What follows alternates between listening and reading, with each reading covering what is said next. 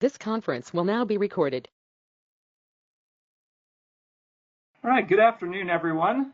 I think we'll get started here in just a second.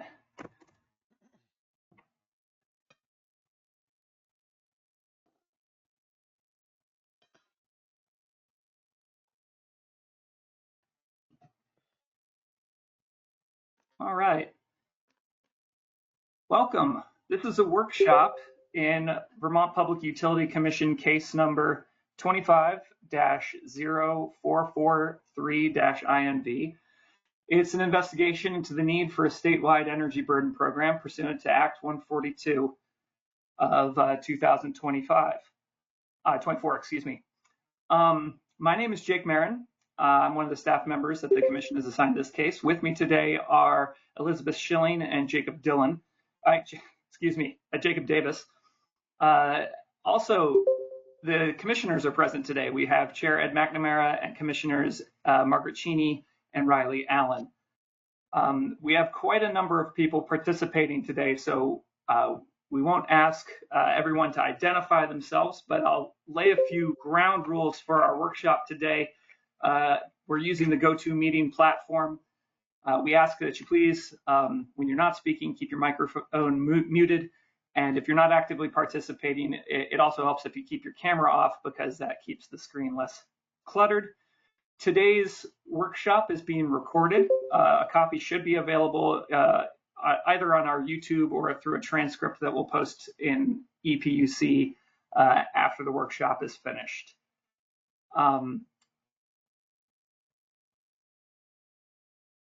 We just ask that folks please try to identify yourselves when you speak and the organization that you're representing. Also, we do have a chat function in this on this platform, so if you have a question and you just want to put it in the chat function, we have a staff member who will be monitoring the chat and they can raise that question when there's an opportunity. If there aren't any other sort of preliminary items, we can launch into our presentation, starting with our agenda. Elizabeth, is there anything else we need to go over before we get started? No, I think you've covered it. Okay, great.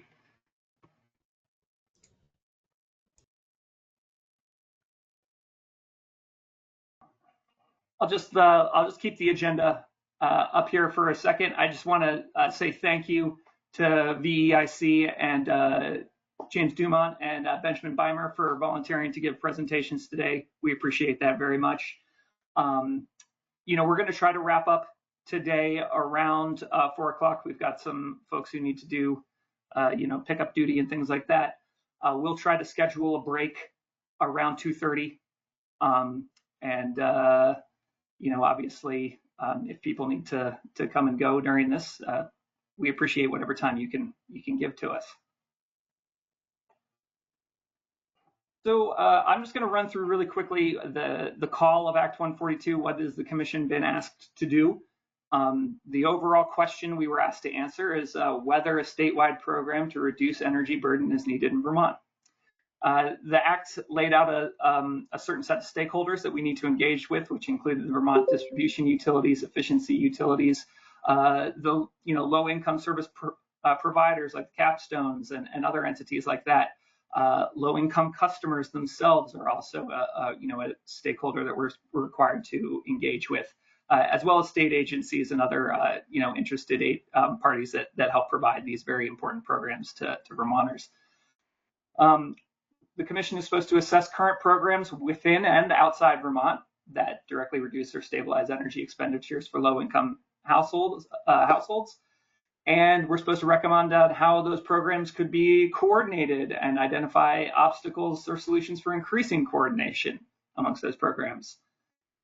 If the commission does make a recommendation for a statewide program, the commission's asked to give some elements of program design for such programs, such as a funding mechanism, and also whether any existing programs should be, consolidated or cease operation because of the creation of this new entity. The report is due on the 1st of December 2025. So, we're really kicking off, hopefully, the beginning of the substantive part of our report writing process now, and hope to get a draft out in the fall for stakeholders to comment on before we submit our final report to the legislature in December. This isn't the first time the Commission has investigated issues related to energy burden or low-income issues in Vermont. I've got just a few of these cases that are listed up here, but we've looked into things such as, energy assistance programs. All of our tier 3, programs have requirements for low-income participation and things like that. And obviously the Clean Heat Standard rulemaking, while that didn't end up becoming enacted this year, it did have a lot of information that may be relevant to this investigation. And we also pointed out the Commission issued a report in 2021 on an all fuels efficiency program. So those are all things that we're looking at and that we invite people to look back on as they think about what could the Commission say in this report that we're writing this time.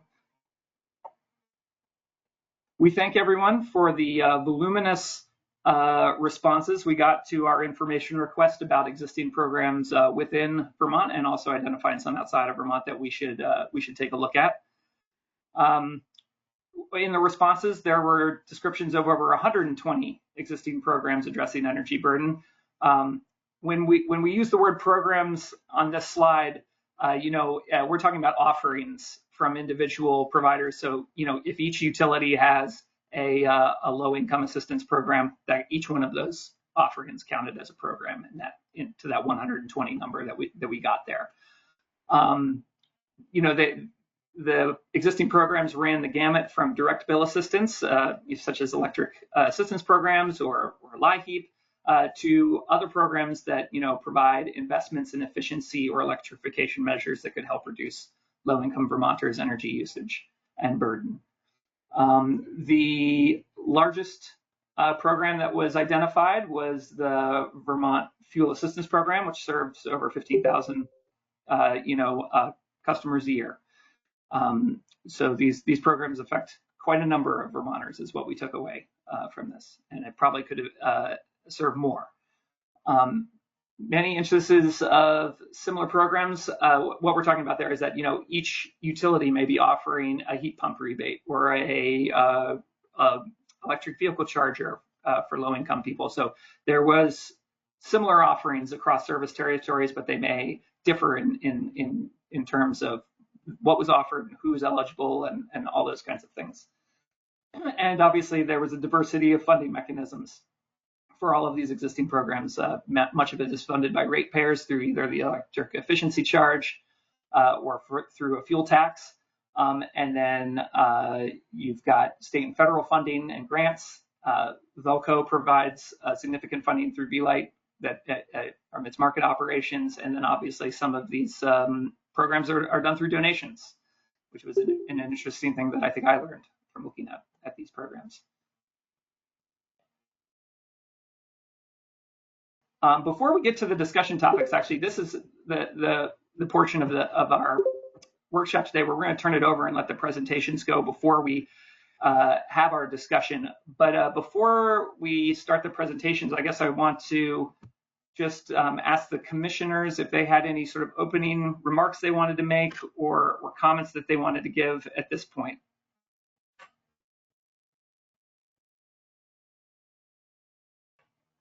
Not specific from me, but I will chime in as we go along.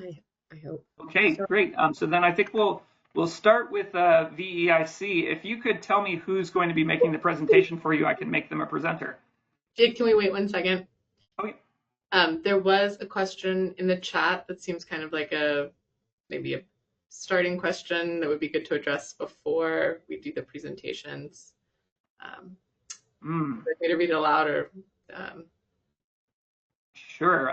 Mr. Evans Mangian from Hyde Park Electric Department has asked, what's the Commission's understanding of what burden we are investigating? Is it strictly pricing and affordability? Is it cutting energy usage or energy demands? Is it the compounded nature of the regulatory assignments? I'm going to have to quickly go back and just open up my copy of Act 142 to see if the Act defined burden for purposes of this report. If anyone else has a response to this question, feel free to chime in right now.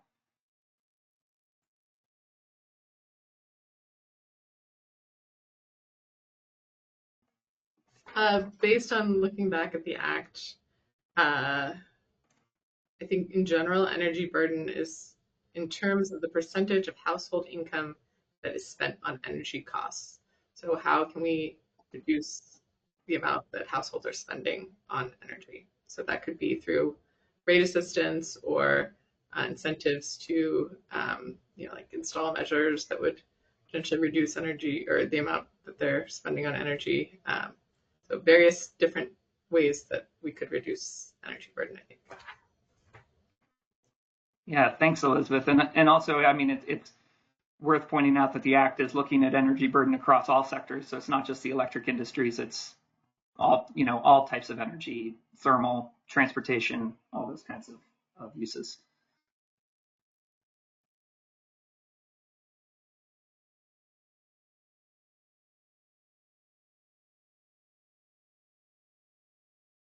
All right.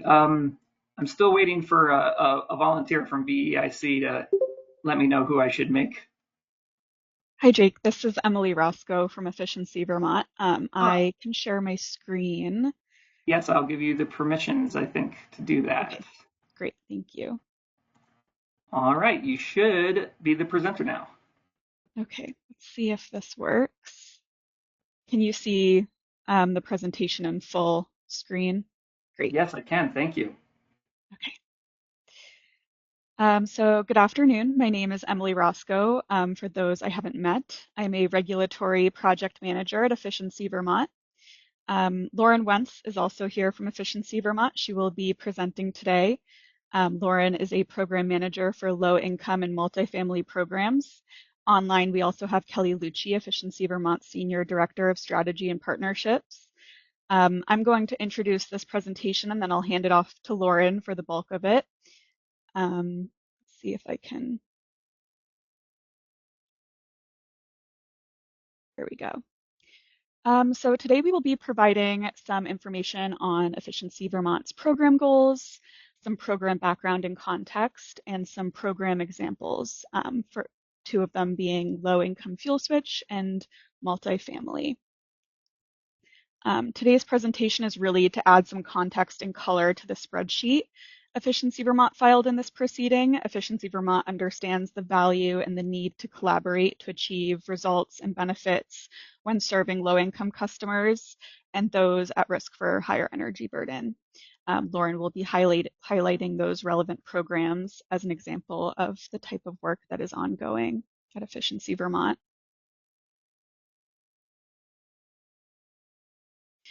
So I'm going to quickly run through some of Efficiency Vermont's low-income service goals. The first being to ensure low-income customers can complete projects that will reduce energy burden on an immediate and ongoing basis. The second being to ensure customers have a simple and seamless experience. And the third being ensure energy efficiency is accessible to all Vermonters and that Efficiency Vermont meets or exceeds the low-income spend targets set by the Commission. So we just wanted to share those service goals as they relate to this proceeding and energy burden.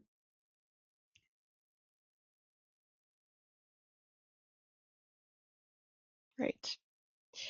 So we wanted to share some high-level context here. The Commission sets a minimum for Efficiency Vermont's low-income spending, both in thermal and electric. So in the image that you see on the right, that's sharing those minimum spend requirements and the actuals. And just a side note, we don't have an annual minimum spend requirement. So the annual minimum spend requirement was a third of the 3-year minimum, if anyone was noting that. And then in regards to the energy burden report mentioned here as well, that started in 2016 and Efficiency Vermont updates that every 3 to 5 years. And Efficiency Vermont really appreciates the Commission's attention on this topic And we just wanted to highlight that our goal in updating that report is to continually improve our own programs and to provide a helpful resource to others, as energy burden is a really large part of our work. And with that, I'm going to hand it off to Lauren. She's going to start off with the progression of low-income programs. Great. Thanks, Emily. Could you give me a thumbs up if folks can hear me? We can hear you. Great. Okay, fabulous. Great to be with you all. Thank you for carving out the time. As Emily said, I'm a program manager at Efficiency Vermont, and I help to oversee our low-income and multifamily housing programs. On the latter side, both programs where property owners are kind of the customers we're working with, as well as programs where renters are our direct customers we're working with. So in this slide, we wanted to essentially convey a small slice of the range of programs we have kind of in the book of work, so to speak, over time that serve low-income customers and that really directly look to impact energy burden and customers' energy costs in a variety of different ways. And many of these programs, ones listed here, as well as the others that could certainly not fit on this page alone, actively collaborate with our partners, be it the weatherization agencies, be it our distribution utility partners. And I'm hoping to go into today in just the subsequent slides into a few more detail to explain how those programs function, kind of how we've really learned over time the great need to collaborate. Really, I'm just getting a little bit of feedback about folks are able to hear me with the mic on. Excuse me, we need to have somebody off their mics. I see at least one open mic, and that's causing some feedback. For example, Peter Sterling's mic.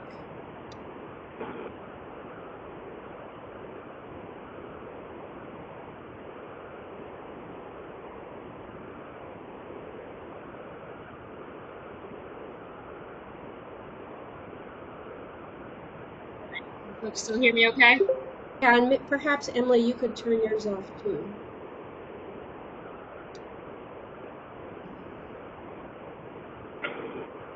Let's try again. It appears that there's someone who's called in who maybe hasn't identified themselves, and maybe that's causing the feedback. There we go. There we go. Thank you. Okay, great. All right. So in terms of the kind of the depth and breadth of the programs that Efficiency Vermont has offered really since 2007, when we initiated our low-income program with the weatherization agencies, which I'll get into a little bit more detail, and then really how our programs have evolved over time. And in recognizing that kind of the greatest impact we can have with respect to energy burden, reducing energy costs, improving access and increasing access to critical technology that increases affordability, the need for partnership and collaboration across entities who are doing that work in customers' homes, the sources of funds to do so, and braiding those resources. So I wanted to convey kind of the long history here, but also the depth of partnership that Efficiency Vermont has really sought over the years to maximize impact for low-income customers. Emily, if you can advance one slide. All right. One thing I wanted to note here is the general proportion of Efficiency Vermont's annual spend with respect to incentives and associated fees to administer the primary programs, low-income programs, both that are EEC funded as well as thermally funded programs. So electrically funded programs on the left, thermally funded programs on the right. And I want to draw folks' attention to the proportion of each of these pie charts that are focused on programs where we're actively collaborating with our partners to deliver programs and services to customers. So on the left for our electrical programs, our LEAP and Target IU, THU, programs, approximately 49% of our EEC funding in 2024, 2025 year to date, so approximately half of the current performance period really spent on programs that really drive around reducing electric energy burden, maximizing customer impact, as well as the low-income fuel switch program, which I'll get into in a little bit as well. On the right-hand side for our thermal budget and our spend for delivering incentives to customers, as well as the associated fees, for 2024-2025 year to date, half of the current performance period, estimating at 60% of that spend in partnership with 3E Thermal to deliver those deep energy retrofit and mechanical system upgrades to affordable multifamily housing properties around the state, and the ways in which we're able to deepen that effort to really ensure affordable, healthy, safe rental units for the most vulnerable Vermonters statewide. Emily, if you could advance one slide. All right, so diving in for a little bit on our low-income electric efficiency program, what we call LEAP for short, and our targeted high-use program, which we call THU for short. These are the programs that were initiated in 2007 and then 2011 by Efficiency Vermont in partnership with the state's weatherization agencies. So these programs have operated statewide since that time. And essentially, they offer the same scope of work or set of services to any eligible customer, but they're delivered in slightly different pathways.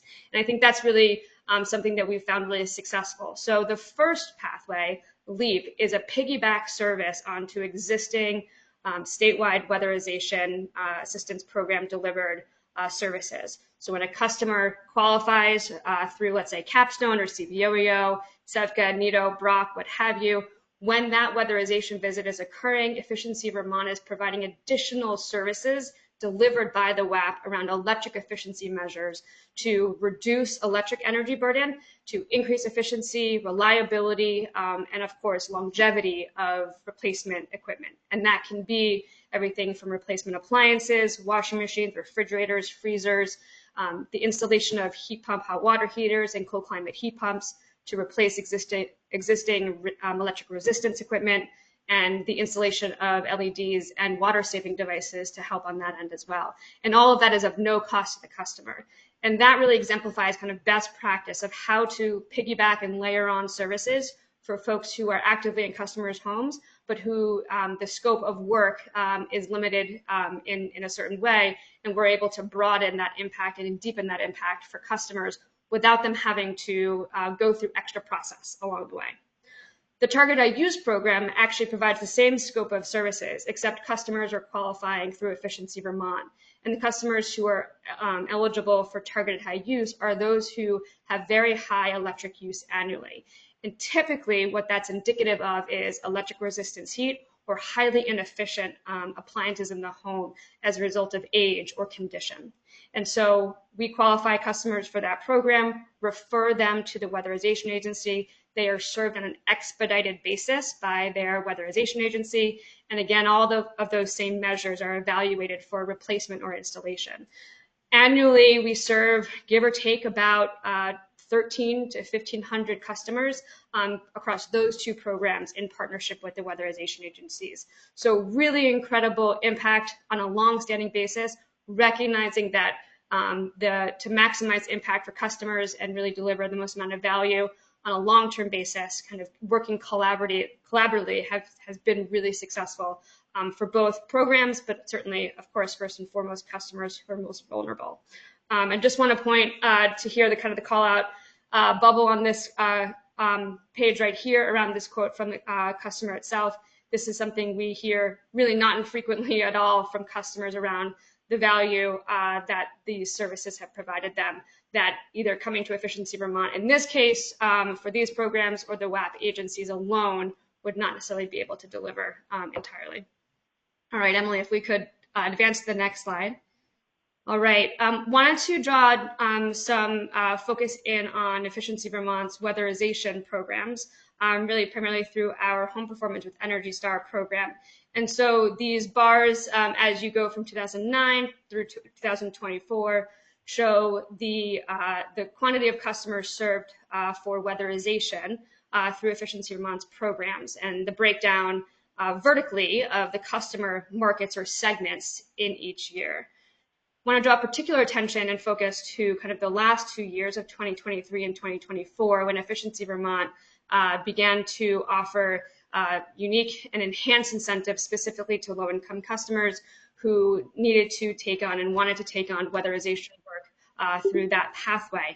And we've seen an ever-increasing uptake of weatherization projects by low-income customers who are receiving up to 90% of their project costs covered through present day incentive levels.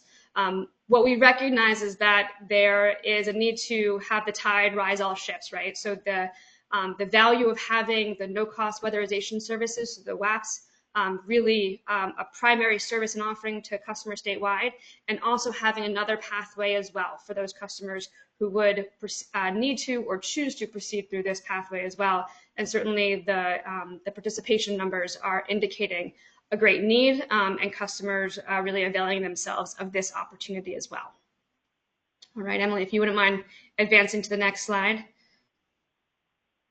Wait, I see we have a question. Oh, sorry about that. Yeah, go ahead. Yeah, just thank you, Lauren. This is Riley Allen from the Public Utility Commission. I just wanted to know if you can remind me, what is it that we're getting through each customer that's serviced through a weatherization program? Is it something, is there a certain BTU level accomplishment, or is this a certain percentage of their energy consumption in the household? Great question. Are you asking specifically about the Home Performance with Energy Star program? Anything you can speak to. Sure. I would unfortunately not be the best person to speak to exactly the weatherization agency's process in that sense. But for Efficiency Vermont's program overall, what we seek to do is, how the program functions is a minimum of 10% air leakage reduction for the Home Performance with Energy Star program that Efficiency Vermont operates. Great. All right. Thanks so much, Emily. In addition, as of late, we've had our weatherization home repair program. So pairing the ability for customers to access home repair funds for necessary and needed repairs in order to proceed with a weatherization project. We know that this is a great and significant barrier, has long existed, and certainly the weatherization agencies see that as well, and has long been a challenge around deferred weatherization projects, and customers to wait longer to proceed with weatherization, which of course ultimately is kind of the first flashpoint of being able to reduce energy burden overall. So with Efficiency Vermont's home repair funds, to that end, continued partnership with our weatherization agency partners, making available 25% of that total budget we were allocated for the weatherization agencies to access, in knowing that their existing funding source for home repairs were winding down, were going to be extended. And so how might we help connect weatherization agencies to that source of funds to enable customers to proceed with weatherization, be it through the WAPs or be it through Efficiency Vermont's Home Performance with Energy Star program. So wanted to convey here that Efficiency Vermont continues to find new and really impactful ways to layer funds as well as program access for customers to maximize impact overall. All right, Emily, if we could advance. All right. Want to take a moment and just a few slides to quickly speak to Efficiency Vermont's low-income fuel switch program. This is a program that's been highly successful since it launched in November of 2022. And our key partners in this program are our DU partners, and certainly the ways in which we've partnered with the weatherization agencies to help serve their past served clients. So what is this program? In partnership with the WAPs as well as the DUs, we install cold climate heat pumps to offset fossil fuel heating in low-income customers' homes who have already been weatherized. So it's kind of pairing that together. The list of the why for this actually far exceeds what's available space-wise on this page, but a few key points. We directly and specifically want to reduce energy burden for this customer base. Efficiency Vermont has done a look back over the years of customers we've qualified through our low-income programs, primarily LEAP and Target High Use, where at the time of enrollment, we are calculating a customer's estimated electric energy burden.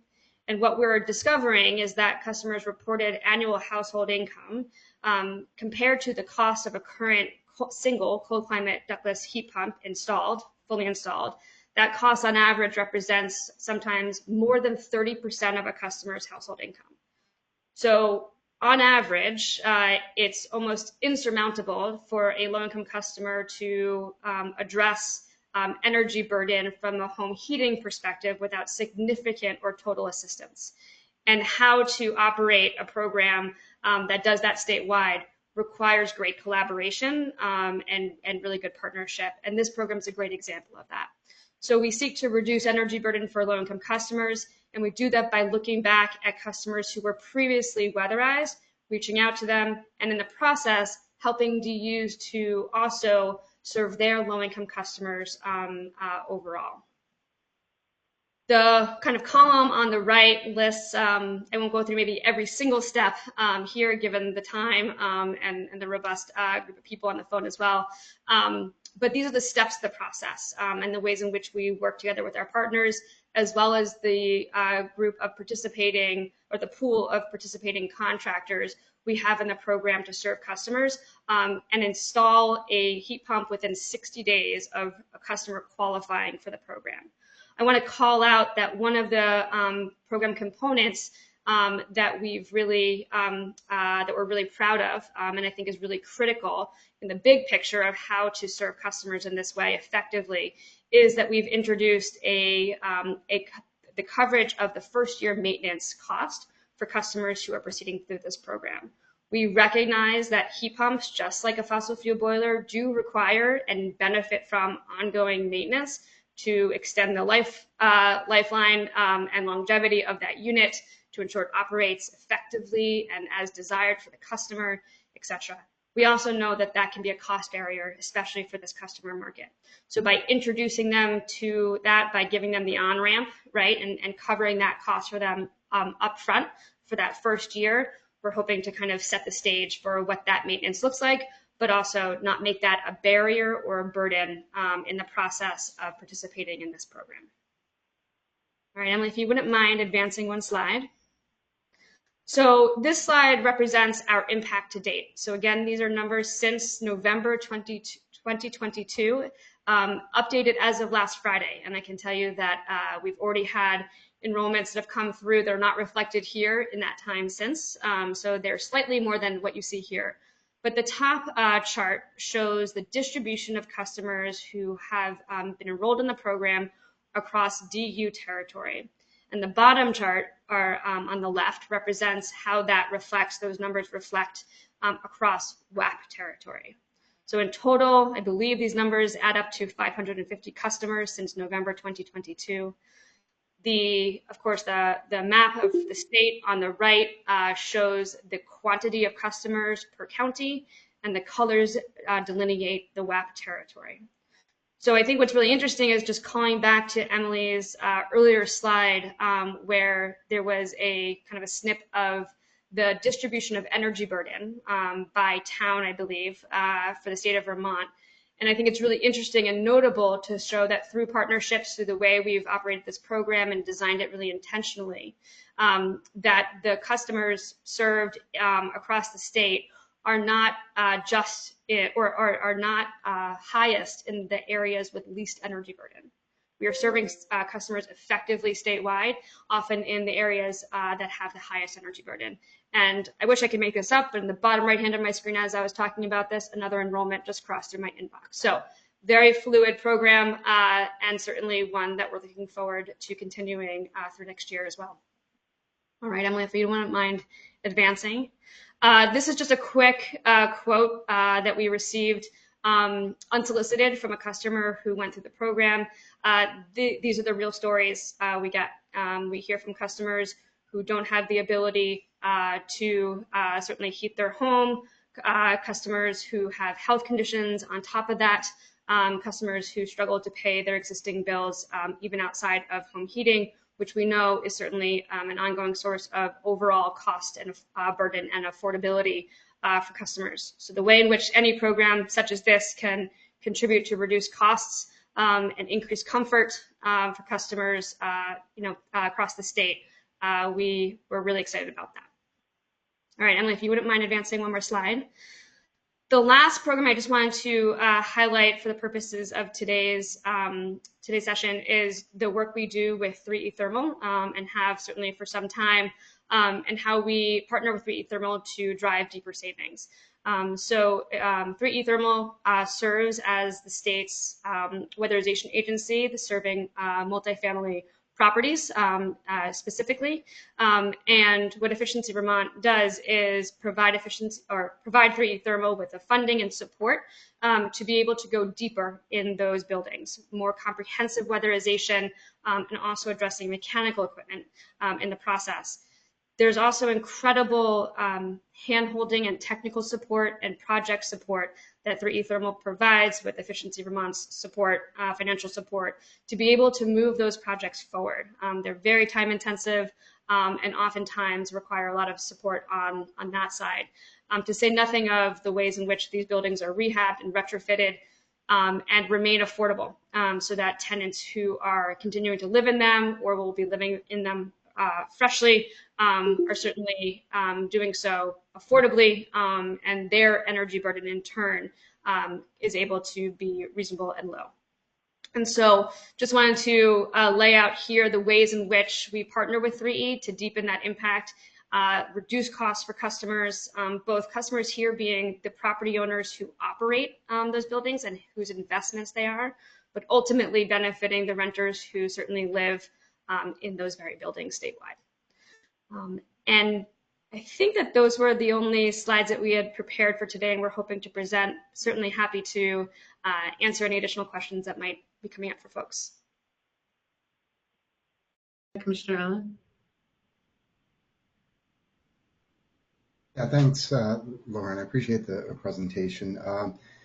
Just because I'm talking to Efficiency Vermont, and I know that you have a number of different programs, areas that are focused on energy and low income. I was wondering if there's any kind of objective measure of cost effectiveness or the efficiency of program delivery that help to inform how you kind of identify budgets and allocate plan and direct funds among the different low-income programs.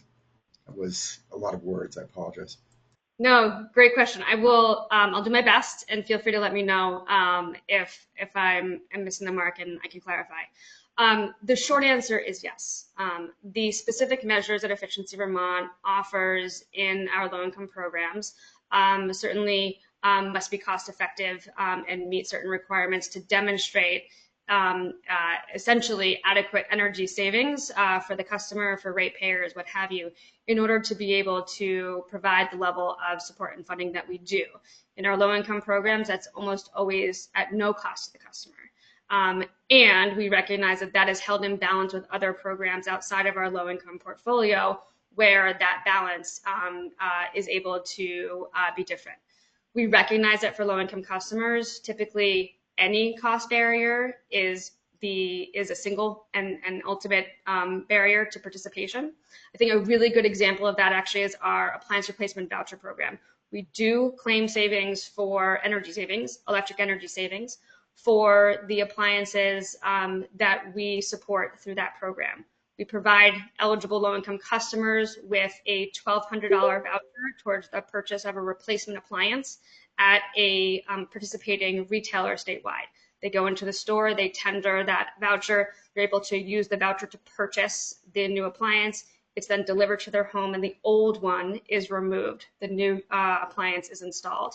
And Efficiency Vermont is able to and does claim energy savings for the early replacement of that old appliance.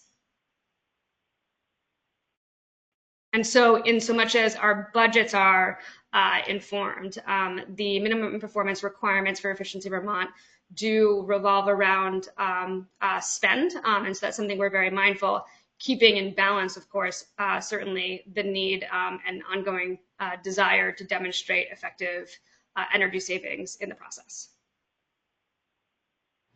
Thank you. Sure. Commissioner McNamara? Thanks. This is very, in some ways, similar to Commissioner Allen's question. So first, I'm going to start, and please correct me with this assumption, programs for low-income customers are generally require greater incentive than similar programs. Is that a fair assumption? Okay, Yes. so I see you nodding your head. Great. Earlier in the presentation, you had mentioned the funding for the programs, these programs that I believe all the programs that you talked about today is coming from the electric and the thermal resource acquisition budgets. And I'm curious as to, and this is not necessarily a question for now, but potentially a follow-up, how does Efficiency Vermont balance the need to meet its quantifiable performance indicators with the ability to implement these types of programs? I'd love to try to understand that a little bit more. You do have the minimum spend requirements, and I think it's great that you're moving beyond that. It would be interesting to understand, because I believe the result, given the assumption that these programs are more expensive, it means that there's less resources acquired overall, therefore sort of less megawatt hours reduced, some of those other factors. And I'd just be curious as to how Efficiency Vermont internally is thinking about how to balance those competing demands and how they arrived at the balance that they did. Those are really great questions. I'll try to address some and certainly earmark any for later too. Our commercial and industrial savings from our programs that serve those markets are highly cost effective. And so we are able to hold that in balance with the kind of acquisition cost, so to speak, that is ultimately needed in order to operate effective low-income programs.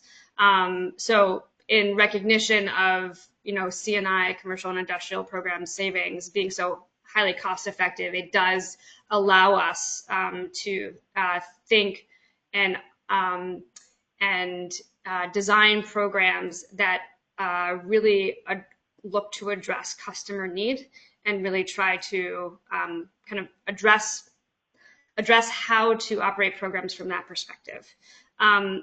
One other thing just to mention, because I realize I didn't mention it before, and I would be certainly remiss if I didn't, is that the low-income fuel switch program actually functions with a cost share with our distribution utility partners.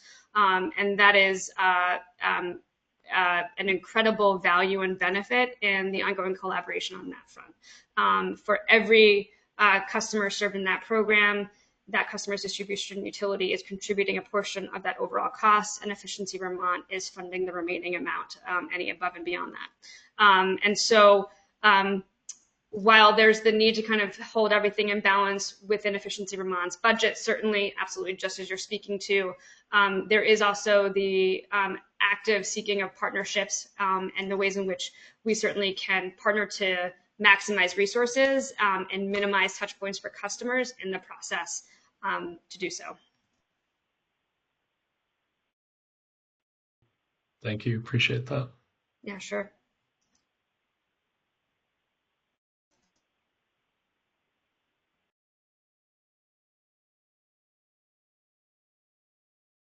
You also just want to take this opportunity really quickly. I'm forgetting the case number, but we do have an additional proceeding that's actually looking at collaboration among EEUs, energy efficiency utilities, the distribution utilities on Tier 3. That is, there's a formal kickoff, but we'll have additional information on that. So just noting that given what Lauren was just speaking to. So thank you for that chance to plug that. My pleasure.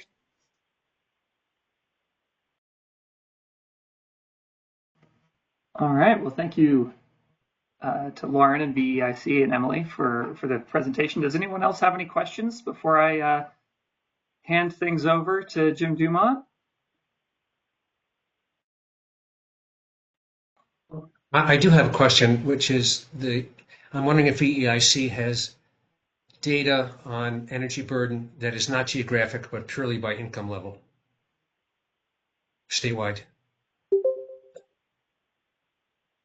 It's a great question. So let's say for different strata within low income or of all income levels? Yes, 50% of FPL, 100% of FPL, up to 200 and so on.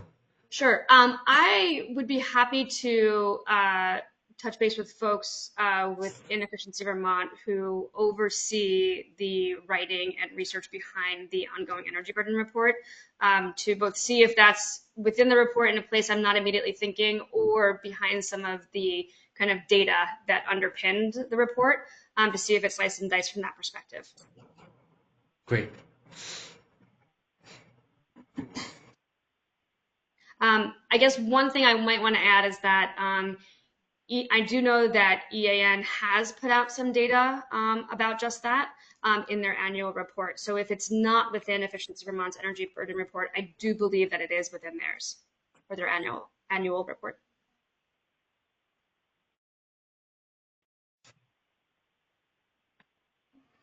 Do you need to be made a presenter to show slides or anything? I know you submitted like a 2-page sheet. Do you want to be able to put that on the screen, or are you all set? Sure. It was what we submitted. Hopefully, it's more like 10 or 11 pages. Hopefully, you have that. Oh, right. Yes. Yeah. Okay. And I'm going to just do a. If you pull that up on your screen, you should be able to navigate it. See if I can. Yeah. Let's see. Did I succeed? Let's see here. Actually, if you could put it up on the screen, that would avoid complications on our end. Sure, no problem. I'm incompetent in this area.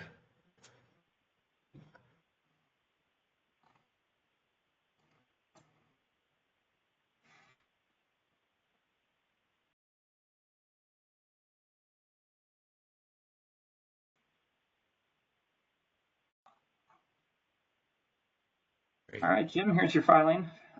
Great. Just let me know which page you'd like me to toggle to, and I'll try to follow your directions as best I can. Thank you. And Jake, wait 1 second. Jake, if you can zoom in on that a little bit, maybe to make the text a little larger for folks.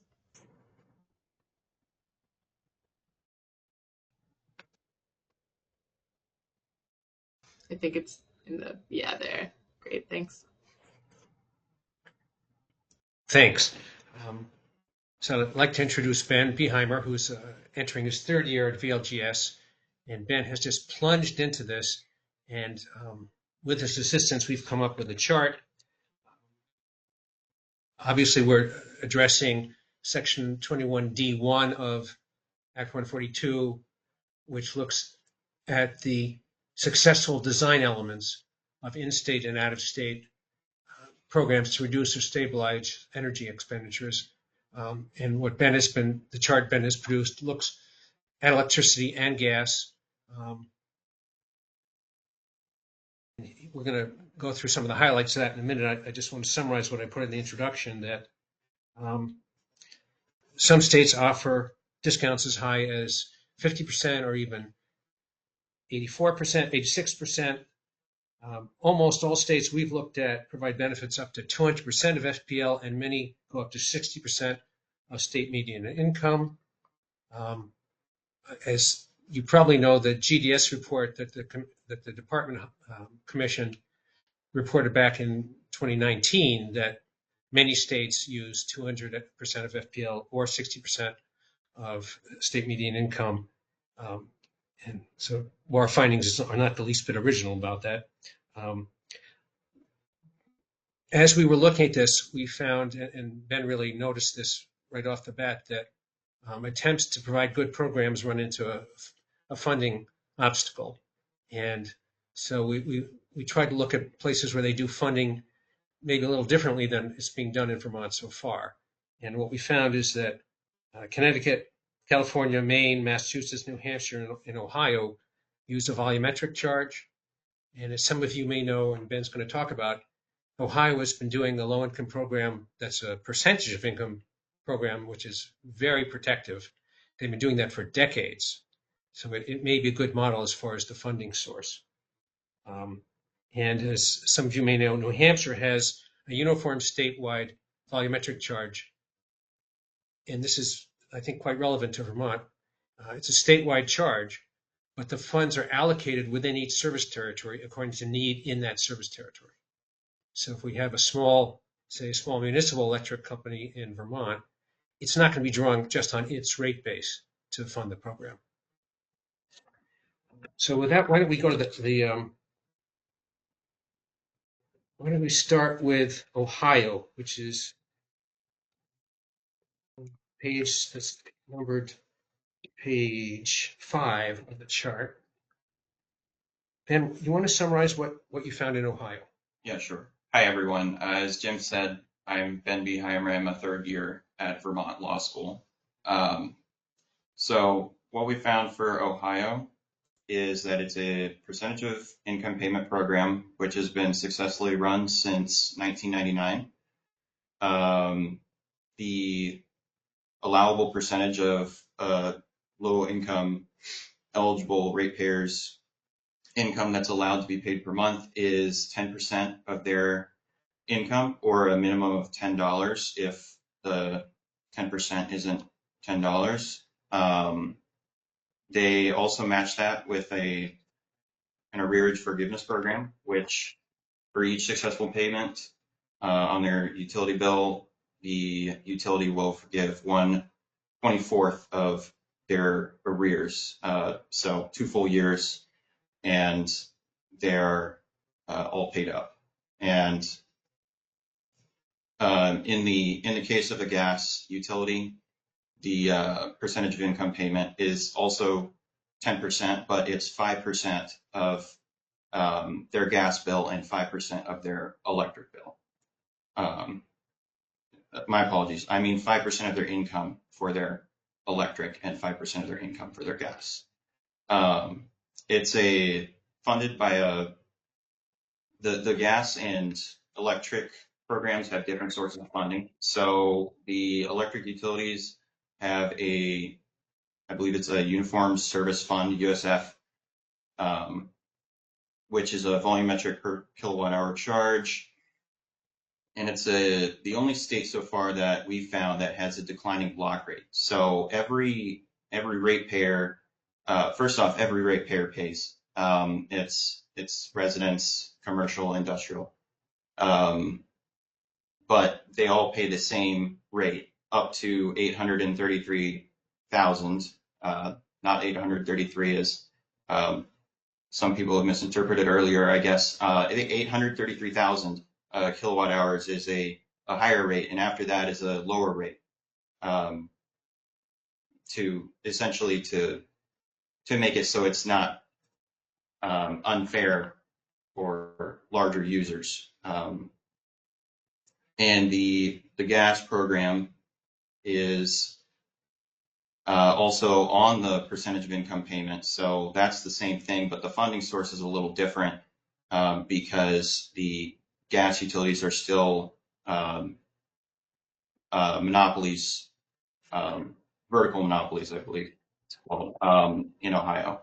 So they have their own funds per utility, but the bottom line is that it's been successful since 1999, and pretty much every year the Ohio PUC goes in and updates these rates to make sure that they're recovering well. But the 833,000 kilowatt hour declining block rate has been in place since the program's inception.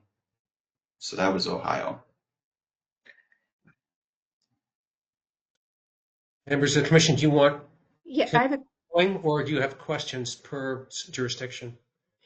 this is for the jurisdiction and it may apply to others. I'm curious as to whether, and perhaps you can reflect on what you've learned also universally, do these programs coexist with other charges on a bill, such as we have for raising money for electric efficiency? That's one question. So is that like a second charge?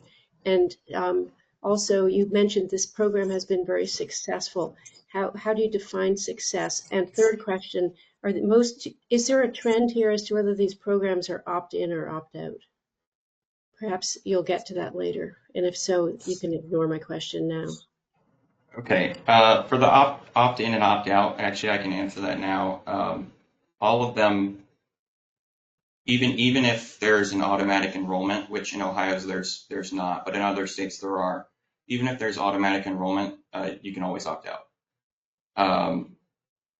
As for defining success, I guess that will I'll get to New Hampshire and Connecticut especially later to define what is not success.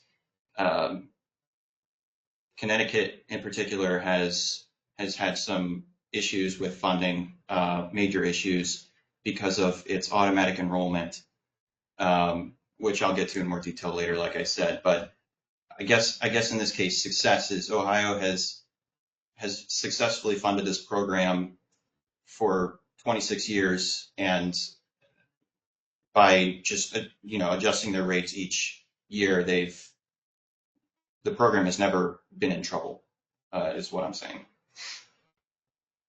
Thank you. And I'm sorry, what was your other question? Whether there are multiple charges in some cases. For example, Vermont has had for many years the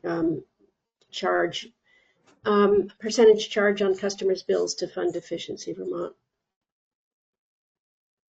So I believe in Ohio, I would have to look back on that, but in many other states as well, these charges fund a lot more than just their low income program. They fund their weatherization program, they fund their arrears program. So like in Ohio, the PIPP charge, it funds the arrears forgiveness program, it funds the low income discount program.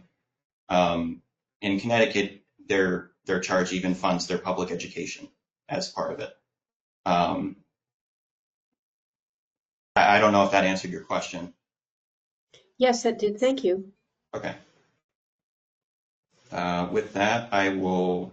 There was also. There are maybe other questions. Sorry. There was a question in the chat. I can read it off. It's from the Village of Hyde Park Electric Department. It says, given that Ohio is a home rule state for rate-making purposes, does this program only apply to the investor-owned companies or all companies, including the munis and co-ops?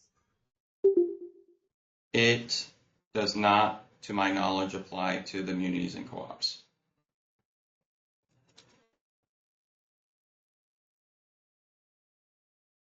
Are there any other questions? Why don't we go to Connecticut and talk about what happened with Connecticut? Yeah. Can I just ask one question about the, you mentioned declining block rates. Are we talking about electric rates? Yes. And per kilowatt hour used. is there, it sounds like part of the philosophy there is that there is a benefit to low, does this rate to apply to essentially all income categories? Or is it just low income that receive that benefit? It's just low income. Okay, thank you. Sorry, I omitted to say that the eligibility threshold is 175% of the federal poverty level or less. Good. Thank you. I got it. So Ben, you came to me saying, "Gee, Connecticut's had some problems," and you spent a lot of time studying that. Why don't you share that? And so Connecticut is a couple pages further up. So a great example and lesson to learn from is Connecticut, which is currently reworking its system after a significant failure with funding. So Connecticut currently has, for one utility, for United Illuminating, and previously had for all utilities, a tiered discount program with two tiers. Tier 1 was a 10% discount on your electric bill, and Tier 2 was a 50% discount on your electric bill. The Tier 10 discount applied for those who are under 60% of the state median income, and the 50% discount applied for those that were below 160% FPL. They ran into some issues with the funding because of how their automatic enrollment worked. So they funded it with a systems benefit charge, which is it's a lot. It's a statewide charge on all customers per kilowatt hour. The rates, there was no declining block rate in this one, but each utility has a different rate set by the PUC, and each rate class has somewhat different varying rates. But the issue was that if customers were eligible for the 50% discount and for the 10% discount, they were automatically enrolled. What Connecticut did not realize is how many customers were going to be automatically eligible for the 50% discount. And these automatic eligibilities were essentially through other social services. So if they're receiving SNAP, Social Security income, just to name a few, Connecticut's Department of, I believe, Health and Human Services entered into a data sharing agreement with the electric and just the electric, actually, utilities. There's no gas discount in Connecticut to make that happen, and it overworked the funds. So what they did to band-aid that is they only auto-enroll the people who are eligible for 10% now, and people who are eligible for 50% are auto-enrolled into the 10% tier and have to ask to be upgraded to the 50% tier, despite being eligible. That is just a Band-Aid. Currently, Connecticut's reworking its system. It's one company in Connecticut, Eversource, has already implemented this new system. The new system is a 5-tier discount program with very clearly defined automatic eligibility criteria for each tier, which may be too much to share here, but I'd be happy to share that document with anyone afterward. But their 5 tiers are 0 to 100% federal poverty level, 100 to 125, 125 to 150, 150 to 200, and 200 to 60% state median income. And their discounts ranging from the highest to the lowest are 50%, 40%, 20, 15, and 5. And it's also only applicable to the first certain number of kilowatt hours. It's 1,200 if you're an electric heating customer and 800 if you're a non-electric heating customer. So that's something that I think it should not be followed. The Connecticut example. Jim, did you have anything to add? No, just the 5-tier discount just went into effect in March of this year. Yes. So we don't really know how well it's working. Yes, that's correct. I guess we can move on to. You want to discuss New Hampshire, or? Yeah. Or do you think it would make sense to go to Massachusetts because it overlaps with Connecticut? Sure. Yeah, Massachusetts kind of overlaps with Connecticut. So as opposed to Connecticut, Massachusetts has not had such a large scale failure. Actually, their tiered discount program is not yet implemented. It's going to be implemented in August of this year for only one of their utilities, because only one of their utilities had gotten as far to making one, really. And then within the next year, sometime mid-2026, the PUC will have ordered all of the utilities in Massachusetts to follow a new, I believe, 5-tier discount. Yeah, it's 5-tier discount. So one of those utilities that's going to be running it in August is National Grid. It's funded by a volumetric charge. Again, Ohio is the only declining block rate. All rate classes pay, and there's just varying rates between classes of customers. But the tiers for eligibility are the same as Connecticut, so 0 to 100, 100 to 125, so on. and their discounts, though, are a little bit higher.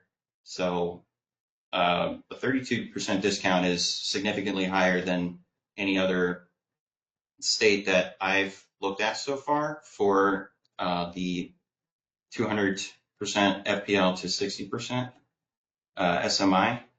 It goes up to 43, 57, 64, and 71.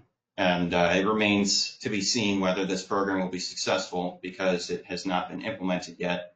Currently, Massachusetts utilities only have a flat discount rate, which differs varying on which utility you're signed up for.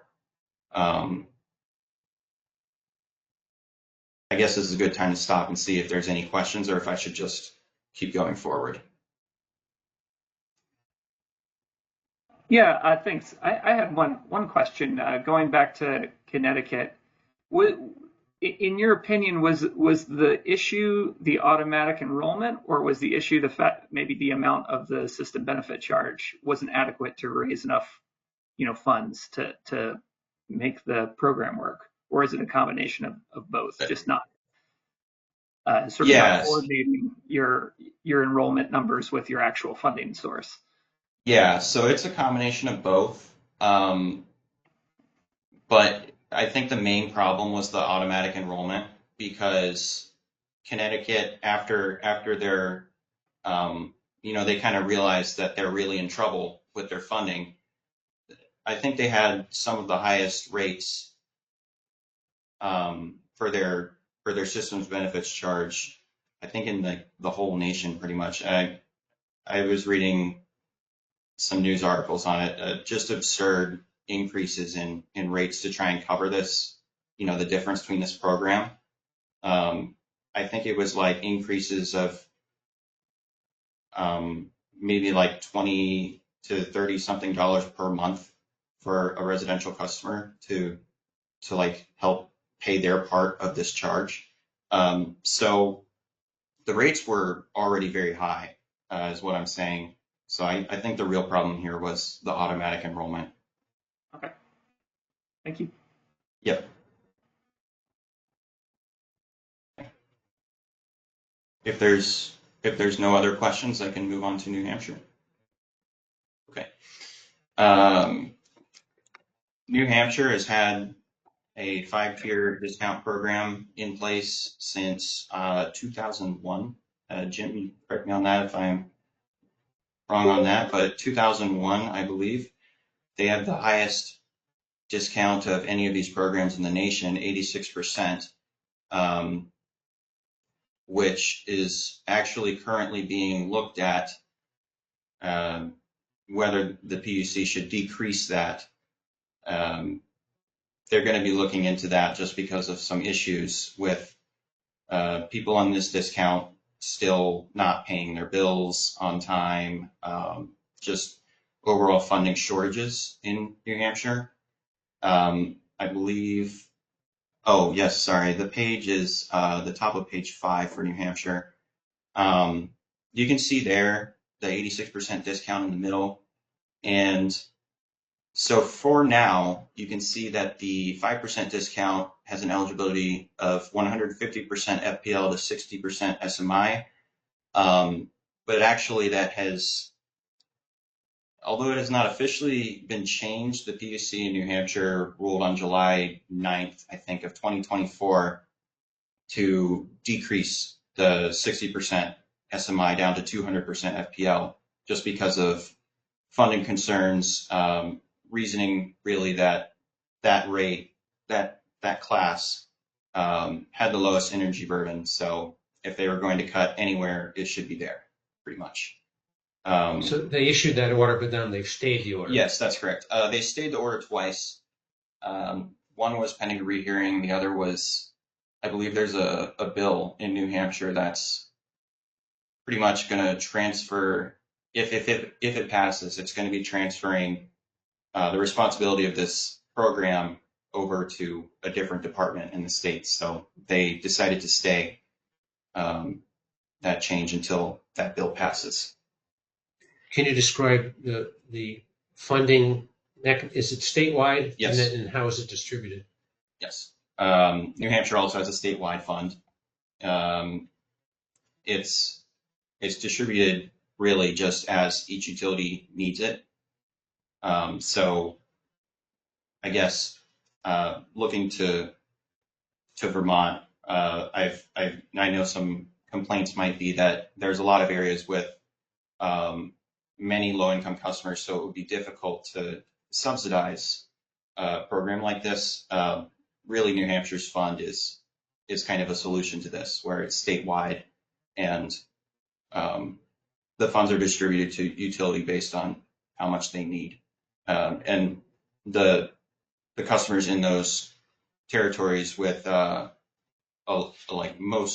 with a lot of income customers, low income customers, sorry, don't have to pay exorbitant amounts. So I think that was the main takeaway from New Hampshire, unless you had anything else, Jim. No, are there questions about New Hampshire? We can go to California. I wanted to ask one question about New Hampshire. Yeah. Can you just clarify? So you were saying they have a statewide fund that funds the program for all the utilities, and is that paid for by an on-bill charge on all customers? Yes. Okay. Yes. Do you know what that amount is? Yes, I can. Percentage? I can actually. I will look that up. And is it okay if I get it to you after the break? Yes, that's fine. I have the files here. I would just have to sift through them. Great.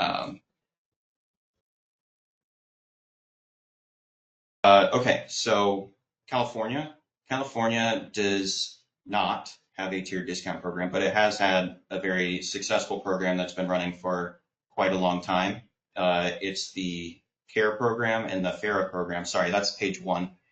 I keep forgetting to say that. My apologies. The CARE program is eligible for all people who are under 200% of the federal poverty level in California. And the discounts can vary for electric utilities, but they're anywhere from 30 to 35%, nominally at least. PG&E has a 38% discount. And the gas utilities is a 20% discount on their bill. Also, the electric utilities, it depends on how many customers they have. If they have over 100,000, it's the 30 to 35.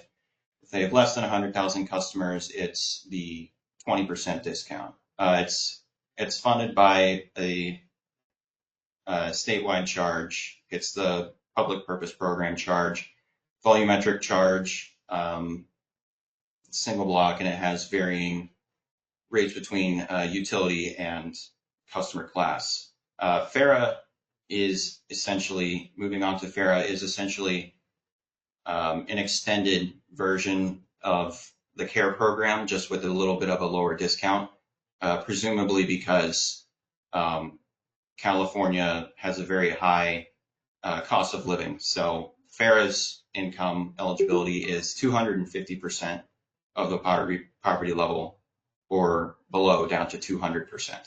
And they get an 18% discount on their bill. And that's funded by the same charge that funds the CARE program. And it's also funded by the same charge that funds their Energy Savings Assistance Program, which is their state weatherization program. So all of them are funded by the same charge. And that's been pretty successful over the years. And unless anyone has any questions, I have one more state to cover. We started doing this alphabetically, and then we quickly realized that wasn't going to work. But we did start with Alabama. So why don't you talk about Alabama? Oh, yeah, I was going to talk about Maine first. Oh, I left out Maine. Sorry. Yeah, go to Maine first. So Wait, Maine. Yeah. You also have a question. Yep. Thanks for all this information. This is great. My question was, when you say all electric and gas utilities about California just a moment ago, do you mean the municipal and co-ops in addition to the investor-owned utilities?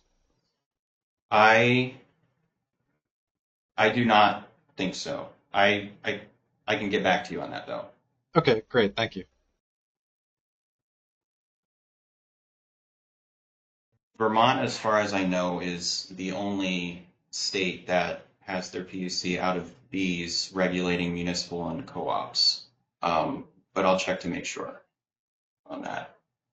So as for Maine, there's no statewide program in Maine, but the Central Maine Power has a program that is funded by, yet again, a volumetric charge, except they don't do a percent discount, they do a credit.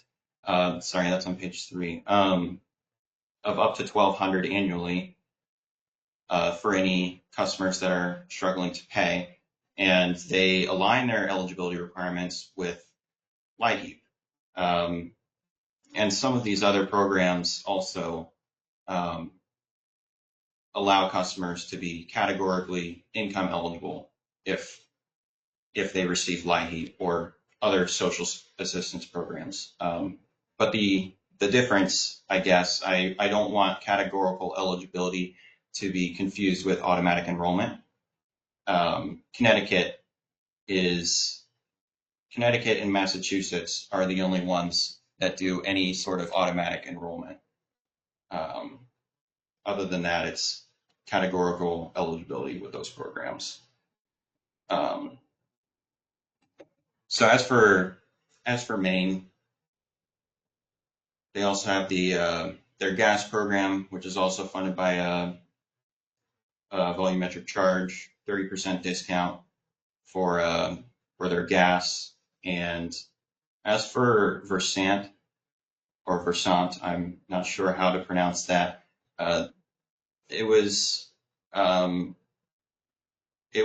quite difficult to find any number of funding that they would give out up to. I could only get a range. So it's somewhere within, usually around 500 to 600, I think, was their average that Versant gave out for their program. Like CMP's program, it's the same eligibility as LIHEAP, but it is funded by a fixed charge rather than a volumetric charge. And the fixed charge is quite high, in my opinion, over $11 for, I believe, even residential customers. Per month. Per month. Last but, well, probably least, but last, on page 1, we have Alabama. We started alphabetically, but there is one interesting takeaway I think actually we could take from this. They had a state utility license tax exemption, so they didn't have any statewide programs except for Alabama Power had a discount for those that are on Social Security income of $14.50 a month. But statewide, there is a state utility license tax exemption, very minimal, and honestly, some very arduous requirements to get in there. I mean, they really make you work for that 2.2% discount. But if you do fulfill these requirements, then the utility doesn't have to pay the utility license tax, which also means that you don't have to pay the utility license tax in your bill. I mean, these eligibility requirements, if Vermont were to consider something like this, I would recommend not putting such arduous eligibility requirements, because it requires that everyone combined in the household make less than $12,000 a year. You have to be 62 plus, permanently disabled. You can't have any other adults in the household that are younger than 62. So I think it's an interesting idea, but definitely not with those eligibility requirements. With that, I think I finished my part of the presentation, and I'll hand it off to Jim if he has any closing remarks. No, I think you've done a fantastic job. Thank you, Ben. Thank you.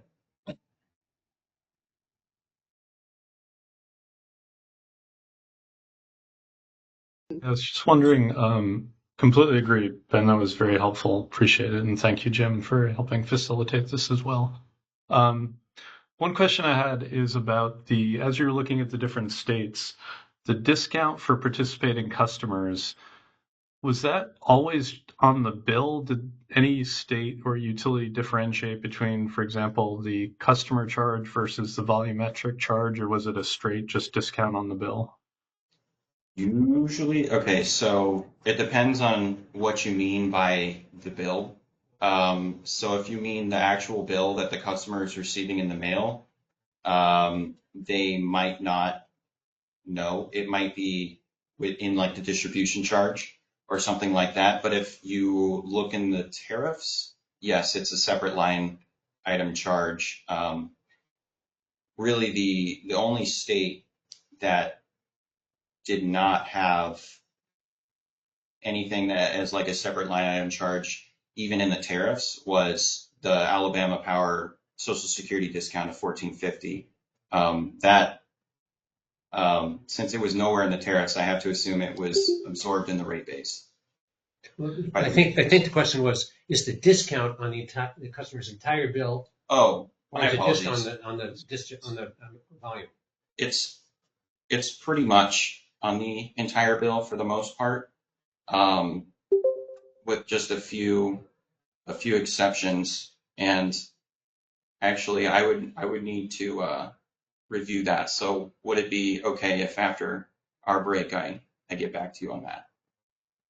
That'd be great. Thank you. And yeah, no immediate rush on that. So if you need more time, that would be, yeah, it'd be very interesting. And honestly, partly where I'm coming from is with increased electrification and sort of the change over the next few decades, we're going to see potentially a significant discrepancy between different customers, their total electric bill. For example, if you're in a rural area with an EV, or if you live in a house that wasn't properly weatherized, but you have a heat pump anyway, there's going to be higher bills for some people, and it's this interesting sort of equity piece.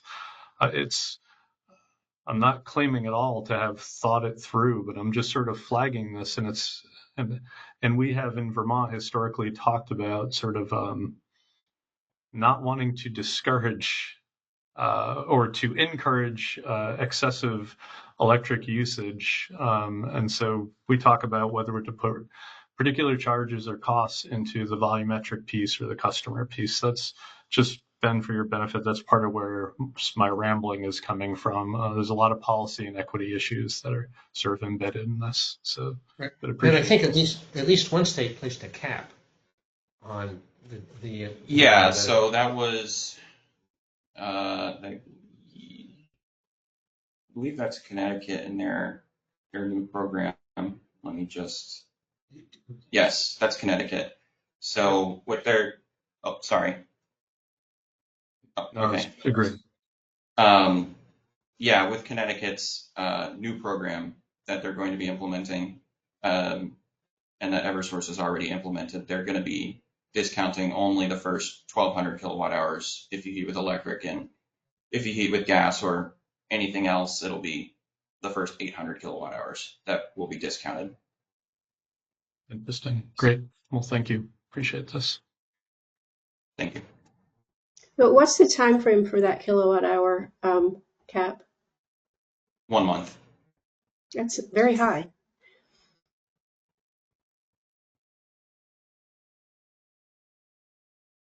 I think Ben's goal and my goal is not to present to you a right answer. But I realize present that. to you, yeah, sort of a framework of what you could be looking at when you're in the tariff phase or you're in a rulemaking phase. Yes, I appreciate that. Thank you. I was making a self-indulgent editorial comment. Yeah, certainly Vermont's could be lower if that was a path you chose. I believe there's one more person with a raised hand, Ben Edgerly Wash with Beaver.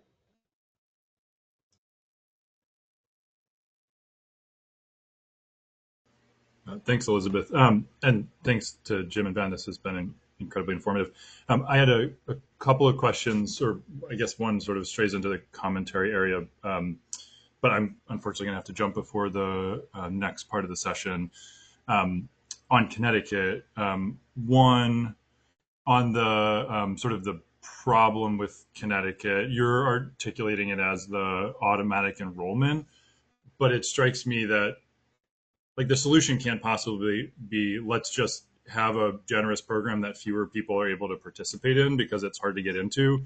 I agree. It seems like so the fundamentally, I want to make sure I'm understanding what you're presenting.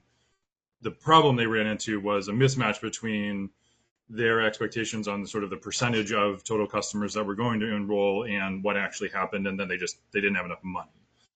Yes, Okay, that's exactly what happened. And so the follow-up question is, with their new program, are they taking an approach that sort of right sizes the incentives or rebates, discounts rather, with the revenue that they have, or because of the very high charges you were talking about to fund it, are they also actually sort of shrinking the total pot of money as they're transitioning to this new program? Does that make sense? Yes. So I can answer the question about, well, I think it was about automatic enrollment, and then as for the funding, whether they're increasing or decreasing it, I doubt that they're increasing it because it's already a very significant amount. But I have to look at whether they're decreasing it. But as for the automatic enrollment with their new system, they will still be automatically enrolling customers, but instead of one half being in like the 10%, and I mean they're not perfect halves, but one in the 10%, one in the 50%, they're going to be in 5, 15, 20, and 40% and 50%. And they have a list of programs, a very comprehensive list of programs for, this program you'll automatically be enrolled in the 5% discount. This program you'll automatically be enrolled in 15 and 20 and so on. If you want, I can give you a few examples, but that was the other document that I wanted to upload. I'm not sure where, but I'm sure Jim could show me where afterward, is to give a list of those programs that would make someone automatically enrolled in that program. Thank you. That would be really helpful.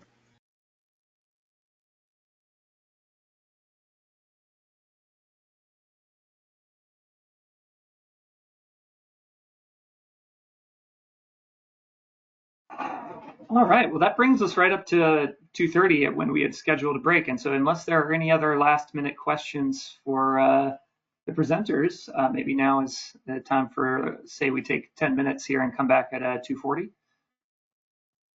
Great. See everyone in a few.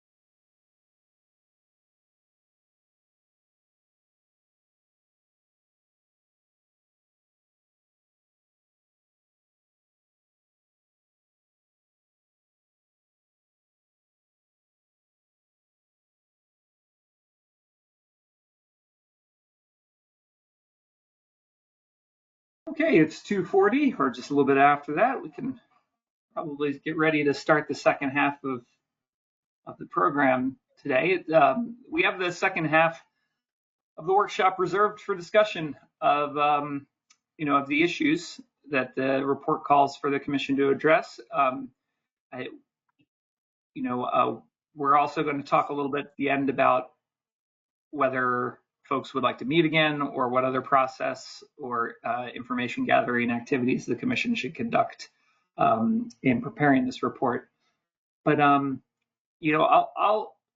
try to just put a little bit of material out here to try to start a conversation. But everyone should feel empowered to just put your hand up and jump in when you feel moved to do so. The commission and staff were having a conversation about this earlier today, and I'm looking at the first bullet with the, sort of the overall question: should there be a statewide program to reduce energy burden in Vermont? I don't think anyone debated the question: should we be doing something about energy burden in Vermont? Everyone was in agreement that, an issue that should be addressed. But the question of what is a state? What does the Act 142 mean by a statewide program? And does that mean one entity providing these services for everyone, or does it mean one set of common standards for all programs and actors providing services for low-income people to sort of meet? It could mean many things to many people, and that's what we sort of took away from that conversation. And so, looking at the programs that were discussed in both the presentations today, we had, the subject of Mr. Dumont's and Benjamin's presentation, direct energy assistance programs where we provide a credit to a customer's bill. And then we have the other sort of set of programs like the ones that VEIC presented on, where you have incentives or just paying for the weatherization or efficiency or electrification of low-income customers to help them save money in the long run. So I'll open up it to the floor. Does anyone have, a strong feeling about what could we be doing? What could Vermont be doing on a statewide, basis, either through one person or through the many entities that are participating in this workshop to reduce energy burden?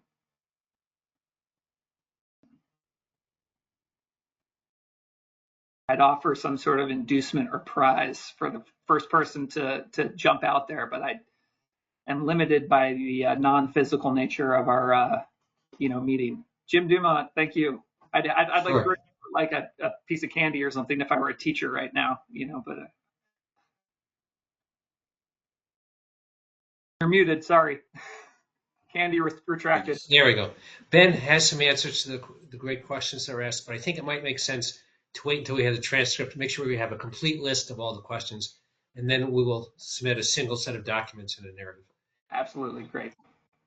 In answer to your question, the first question here, as someone who was deeply involved in the drafting of the bill, I think it's fair to say that the consensus of everyone who worked on this and of the House committee that spent the most time on it was that we don't want to leave out any needy Vermonters because of where they live.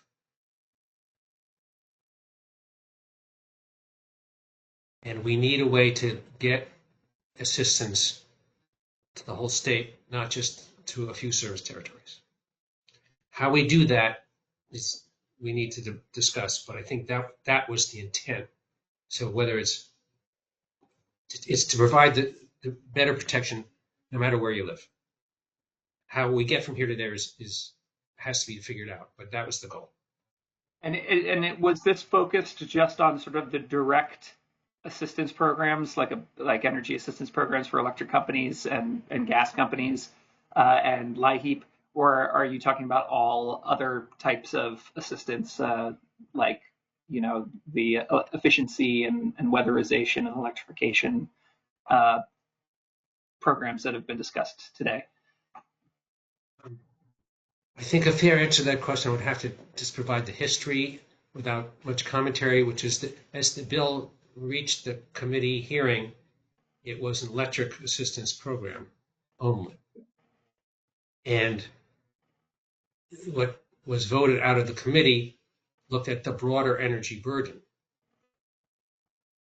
And one could argue that by looking at the broader energy burden, we're moving beyond just direct assistance. And obviously, some of the burden is from unregulated products, so it has to be a different approach.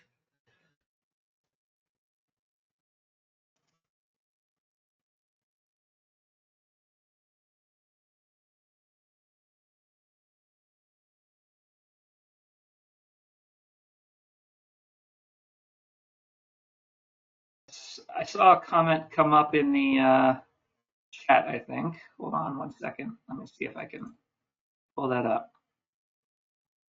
Andrea Cohen from Vermont Electric Cooperative says a comprehensive approach includes looking at opportunities to reduce ratepayer costs would make sense. Regulatory reform, streamlining programs, and other efficiencies could also be part of the solution.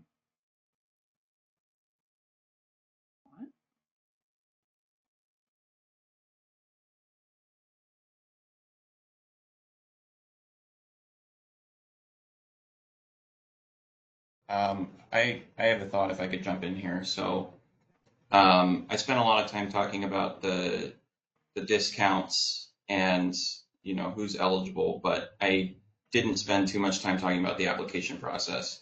So some ideas that I thought were pretty good that could help streamline like an application process is some states like California and Ohio have combined their applications. California for their weatherization program, for FARA, for CARE, they've combined them into one application. If you don't qualify for one, you might qualify for another. Same for Ohio with their PIPP program, and I believe it's also if it's not Ohio, it's another state. They would like combine it with their like LIHEAP application. So essentially what I'm saying is combining applications for multiple programs will make it much less burdensome for customers who are seeking a benefit, and maybe it would help them out because not everyone has the time to fill out 2, 3 plus applications. It's a lot easier if you just fill out one and applying online. Ben, I saw you raised your hand. I think you might be responding on this topic. So. Yeah, I guess tangentially. I apologize. My computer died right before the workshop, so I'm working off of my cell phone. So a little different for me today. But with regard to what Ben just said, kind of a coordinating, taking an approach to kind of coordinate efforts across different applications. What I was going to say was, is similar in that, from the departmental perspective, we observe that obviously we have multiple different programs in play right now across the state that do help various portions of the population to reduce, energy burden. And so we see, really an opportunity to basically make the existing programs more effective and more efficient in their delivery and as to how they're delivered. In our narrative response to that we submitted in advance of the workshop back in, I guess it was back in April, we highlighted a few different programs from out of state that we, when thinking about energy burden, we broadly were thinking about, okay, what are other states doing, on a statewide basis? What programs are they offering that really do get at the heart of basically increasing equitable access to programs? So the way we approached this with those comments was, one of the programs we highlighted, for example, in Massachusetts was no-cost home energy assessments. We view that program as a pretty foundational kind of starting point for, at least for their program. And they've built upon that over the years where, that basically having a free no-cost home energy audit, essentially, right from the get-go, makes access to their their version of the it's the Mass Save program in Vermont. I guess would be the Home Performance with Energy Star program. Makes that program much more accessible. Obviously we have very different funding sources and programmatic structures between Vermont and Massachusetts, and obviously Massachusetts has a much larger rate base. But we see a program like that is basically effectuating increased equitable access. So and then really the best way to advance a program and to get all these add-on services, be it heat pumps, etc., that would stem from an energy audit is by sitting with someone at the kitchen table and explaining the options to them right there in their home with a personalized approach. So that's, for example, throwing it out there as an example is the way what Massachusetts has done, and again really thinking about it from an equitable access perspective, because there's obviously energy burden's huge, but folks can't reduce their energy burden if they're not able to access a program to begin with. It's important to note that when speaking about low-income Vermonters, low-income weatherization program, of course, is really when it comes to weatherization for that demographic, the gold standard, right? They're everything's no cost to them. And the program is very robust, and it's really what we're thinking about in this realm is really that moderate income category. It strikes us that folks who are the cutoff for the low income weatherization assistance program is 80% AMI, annual area median income. The folks that are making 81% AMI are just over that that threshold. So those people are hurting just as bad as somebody who makes 80% AMI, but because they make 1% more, they're not eligible. So how do we serve those people? And we see that as a true gap in kind of our ecosystem here. There is substantial incentives that have been offered for moderate income folks, but I think breaking down the barriers to, if somebody who's 81% AMI is looks at 75% off or even 90% off, that's all well and good, but if they're not able to afford, for example, to have a contractor to come out to look at their home in the first place, that's a non-starter for them. So thinking about ways that we can incentivize folks to just get their foot in the door and kind of see what the suite of options is available to them is one place that we highlighted. And happy to elaborate further, but that's just to kind of get the conversation started is we really approach it from that perspective is like, okay, how do we coordinate efforts and build upon the programs that we have rather than kind of a a la carte approach, which we have now in some respects. So just wanted to kind of offer that, and if anybody has a response, happy to discuss further. I would just remark that your point about coordination, connecting to communication is really important, because if people don't know what's available to them, then that's a desert. And can we read, maybe Jake, will you read the comment that we received from Village of Hyde Park Electric?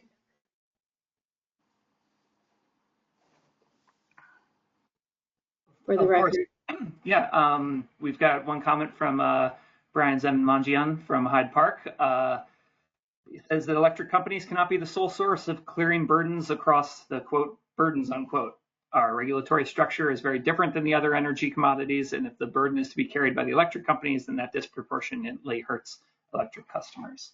So I think trying to make the, the argument about sort of keeping the maybe energy burden from non-regulated fuels or other commodities, those burdens shouldn't be covered by electric customers. So what I hear when I read that comment. Just jumping back really quickly to the comment about coordinating applications for these programs.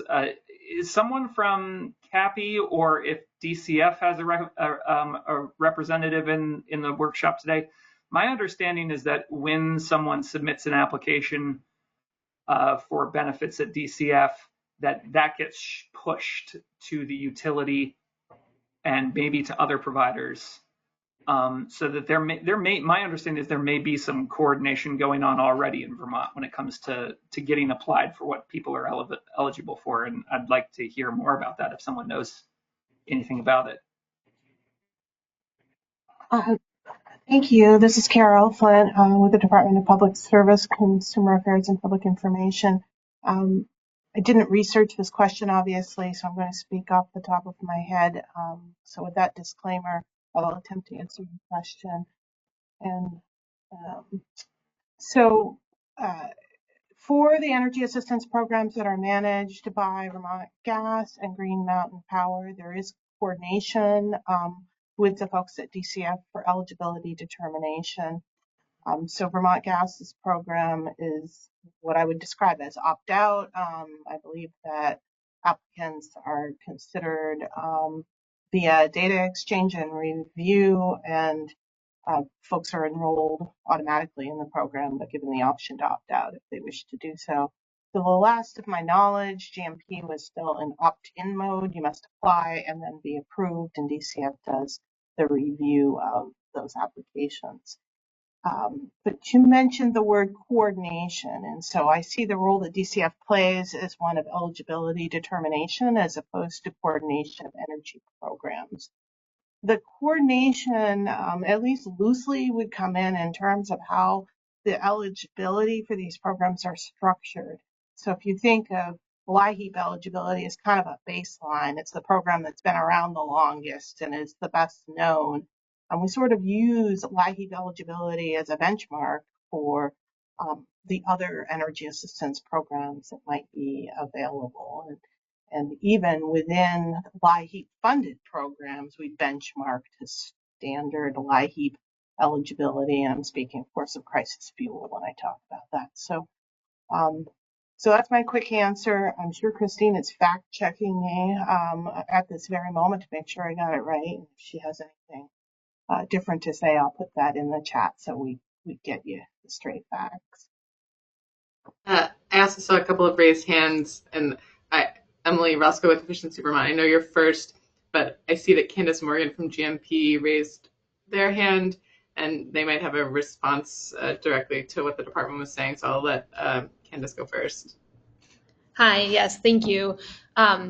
Carol is right that for the most part, our EAP program used to operate as opt-in, but in our last update to our EAP tariff, where we went from 150% of the FPL to 185% of the FPL, that helped pave the way for us to work with DCF to effectively auto-enroll folks when they are applying for some of the other programs that meet that eligibility as well. So they are providing us with those customer account numbers, and we are auto-enrolling them at that time, and then working with them too for sort of the annual recertification process as well. I think there was a little bit of a tranche of customers that were enrolled on DCF programs that haven't gone through their own enrollment, because I think that some of those programs operate on different years and different rounds in that space. And so we're working now to just upload all of those customers onto our EAP, and then it'll be a function as an opt-out option as well for customers.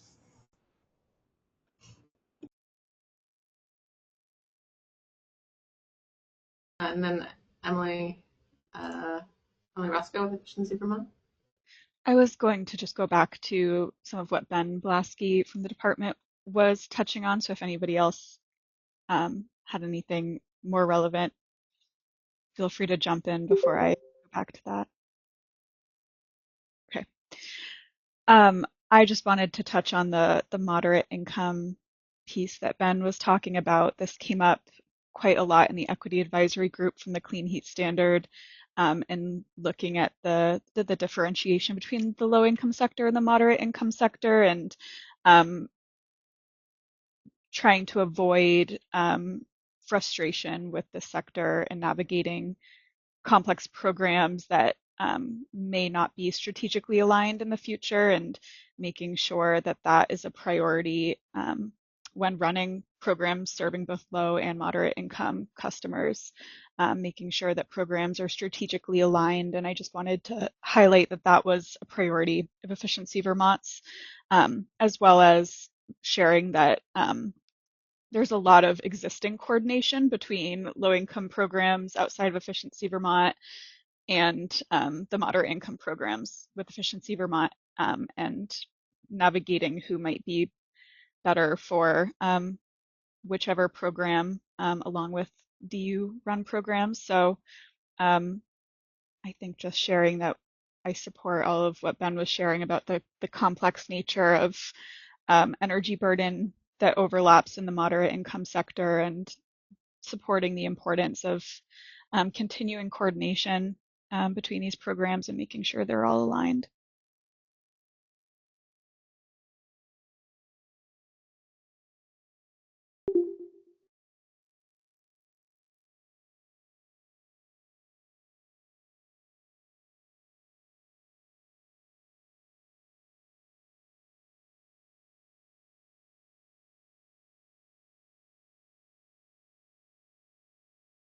And I saw, Ben, the department, I saw your hand was still up. Was that just from when you spoke previously?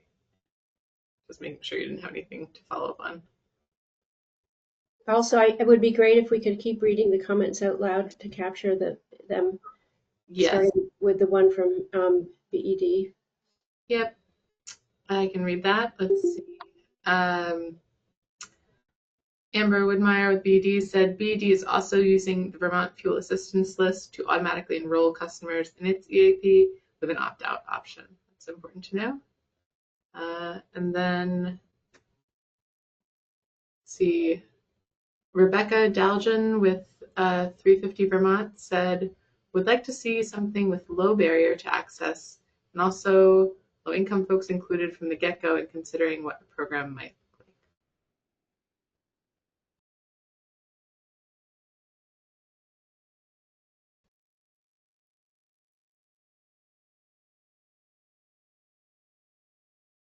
I'll just say thank you to Rebecca for that comment. We are required in Act 142 to consult with low-income customers when we're writing this report.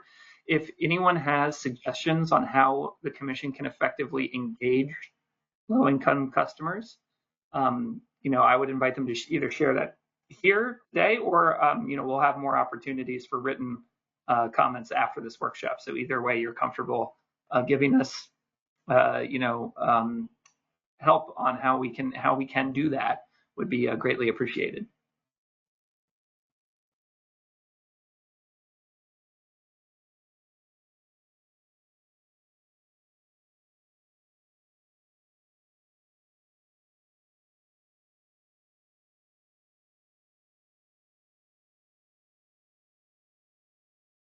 Throw out another question related to this as well in terms of statewide program, which is based on what sort of Ben's research and looking at other states.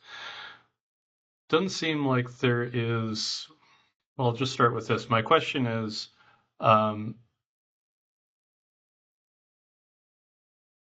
what's the appropriate extent of the resources that should be available? It sounds like, from the example that Ben provided about Connecticut, is they need to scale that back right away. So all the folks who were eligible, there wasn't enough money collected.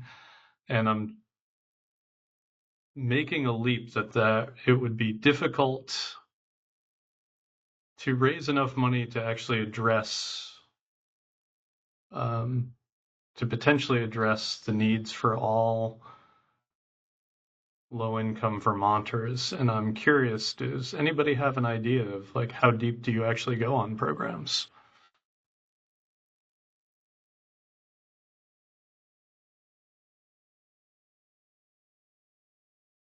It's one thing to actually create a program. It's another of what is the extent of the program? What's the depth? How many people should be covered by it? What's the appropriate trade-off between the cost to non-participating customers?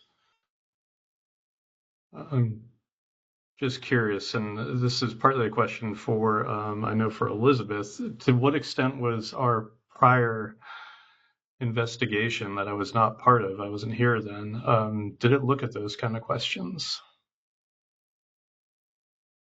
I believe it was the GDS report, the report that looked at GMP's EAP did look into some of those questions. And so we can get that back out, dust that off, and go over that with the commission after this. I'm not prepared to go over all the details of that today. Yeah. Fair enough. Thank you.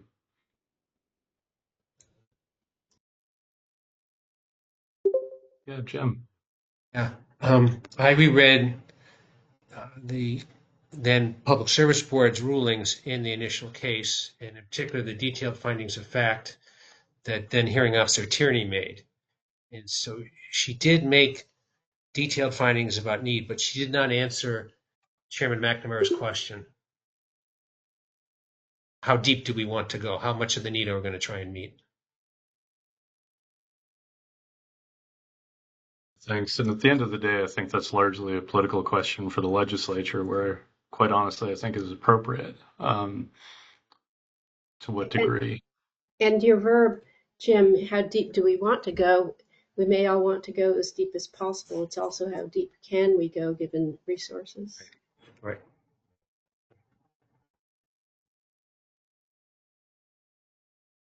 Now, in answer to these great questions, I think it would be useful to directly contact all of the community action programs and maybe have a workshop just for them to talk about these really important questions. So I don't know who else could help us answer those questions. It's a great idea. Thank you. Jim, while you're on screen, can I directly ask you another question, which you had mentioned earlier that you were heavily involved in sort of drafting what eventually became this portion of the Act 142.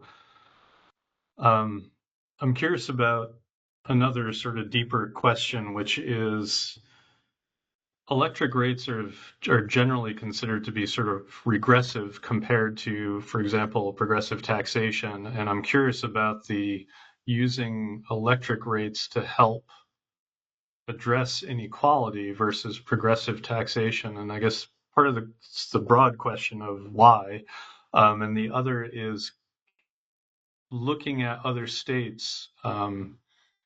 Does it look like these programs are actually helping address the regressivity of electric rates, or is it simply using electric rates to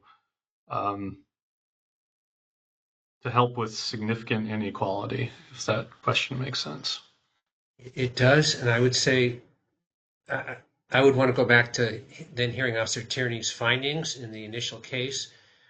Some of what she addressed was how this is meeting this need is particularly appropriate for other ratepayers because society has made a judgment everybody should have electric service, and society as a whole suffers and has financial consequences when people lose their electric service and they're evicted or whatever the consequences may be. So that original order did address some of these questions, but not fully. In my own view, based in part on litigating those cases and rewriting Bond Right and so on, and I made Ben read Bond Right, by the way. Great. is that, as Bond Right says, it is sort of a myth that electric rates in particular aren't supposed to include cross subsidies. And this, the most obvious example is the postage stamp rate, right, for electric or telephone. Serving me in Lincoln costs my electric company a heck of a lot more than serving my office in Bristol, but it's the same rate. And it's because society has made a judgment that we want universal access to electric, and therefore it's appropriate to have some of the larger users who have more means make sure that have a disproportionate share of paying for that.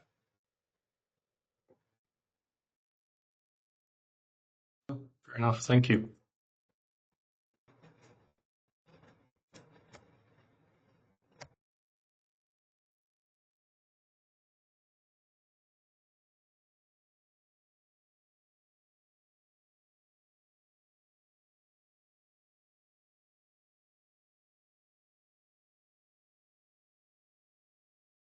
I see that there's a hand raised.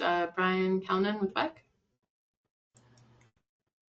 Hey y'all, I hope you guys can hear me okay. Trying out a new mic. We can hear you. Thanks. Beautiful. I had a question about the second bullet on these discussion topics. And it seems to highlight the Act focuses on just 2 types of statewide programs. And I'm not sure that's exactly the way I read the Act. And I was wondering if you guys could speak to that a little bit. The reason I bring it up is when the report gets done in December, is it going to be specific to kind of electric programs?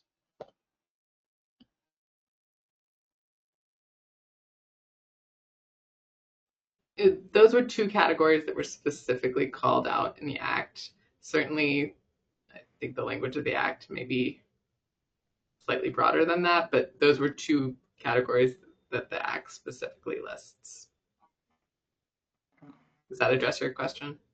I think so, Elizabeth. I just saw that there was programs that are available to low and moderate income households that are designed to reduce transportation, thermal, or electric energy costs. So yep. I assume that maybe there were other programs out there other than electric programs. Yeah, and for example, we've been in touch with VTrans. I don't know if they're on today, but we're looking beyond just these categories as well.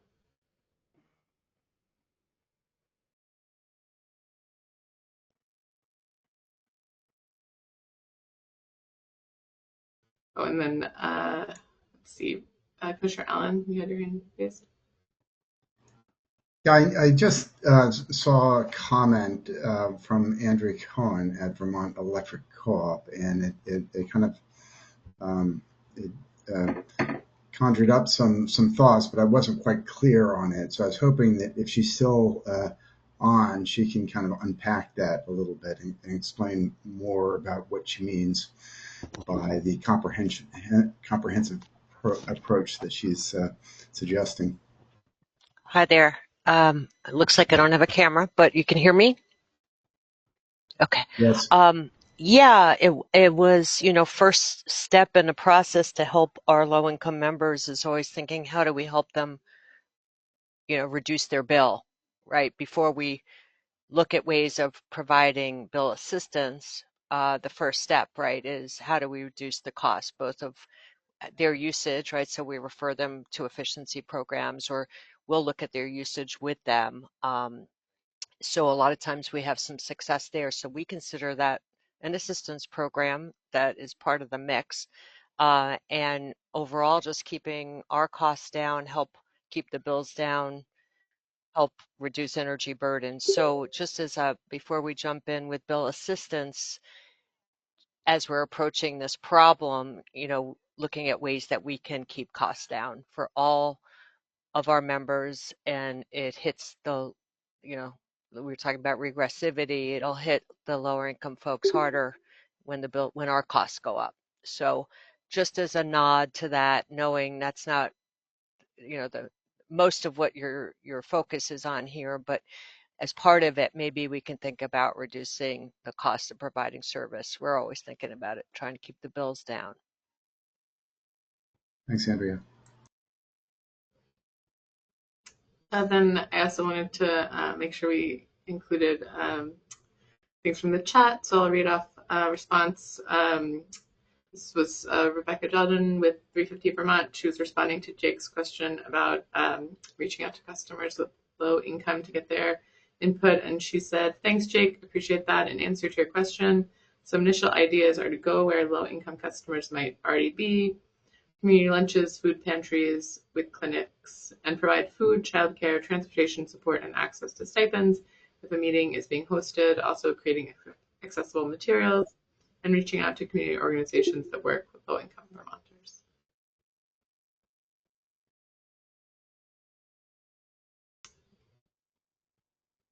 I'm not seeing any more raised hands at the moment.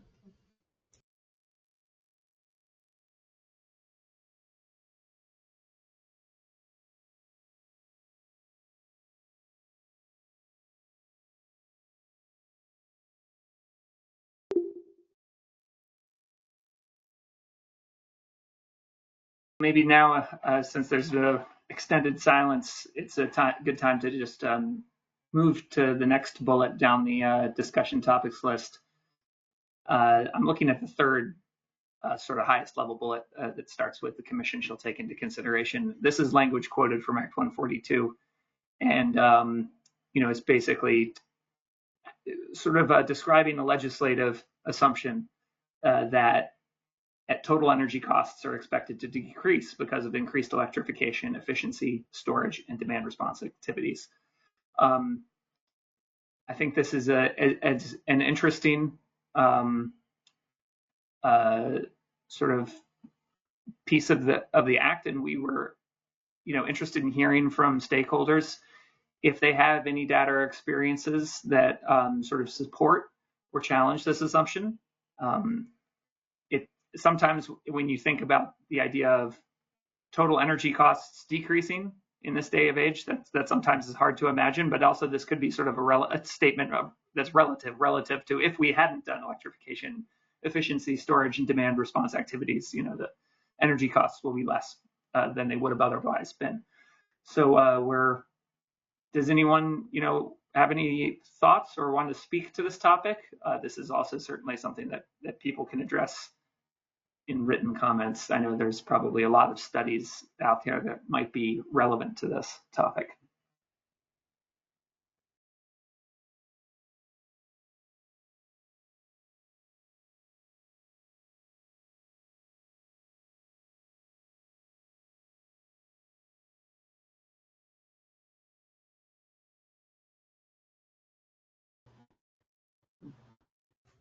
Let's see, a couple of hands have gone up. Commissioner Allen, your hand is up, and Ben Belaski. Commissioner Allen, do you want to go first, or do you want to let the department go? I'm happy to just speak, and this actually may be for the department as well. But I'm assuming that there is essentially as part of the screening process for low-income assistance, where electrification, heat pumps, assistance related to activities in that space, there is an assurance, some sort of cost assurance that we aren't essentially investing on behalf of ratepayers, especially low-income ratepayers, in technologies that are fundamentally going to increase the cost of energy services. So I'm hoping that either Ben or Emily can kind of speak to that.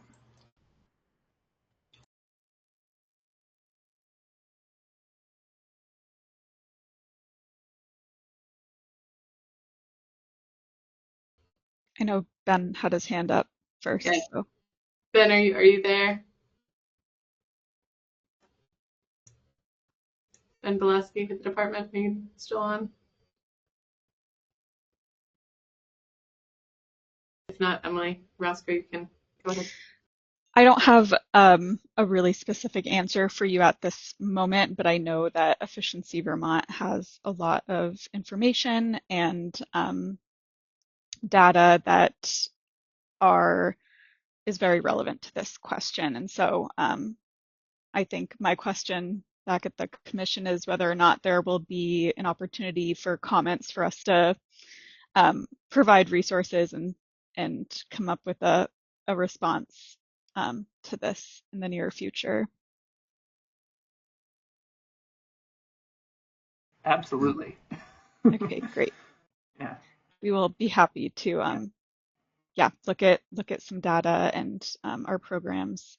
But in general, Efficiency Vermont supports this assumption generally, and we're happy to use some of our program specific information to support that, and yeah, potentially look at some data. Yeah, one thing that I'm interested in is that you can evaluate some of these measures like an individual heat pump on a unit by unit analysis, and you're going to say like, oh, adding one more heat pump is good because that customer is not going to burn oil, and this heat pump's going to save them money, and that's good. But also, for the longest time in Vermont, the mantra has been, lower peak, lower the system usage because that's going to avoid transmission upgrades. That's going to save us money. And so now there's this cross current of we want to increase electric usage overall, and so we're just interested in finding out, at what is it possible to have too much of a good thing at some point? Where is that line? I think, yeah, again, as a really high level response, pairing efficiency measures with electrification is always the go-to. And so getting into that in a more granular manner and looking at energy burden next to that is definitely something we can do, and we'll provide a more detailed response in our written comments.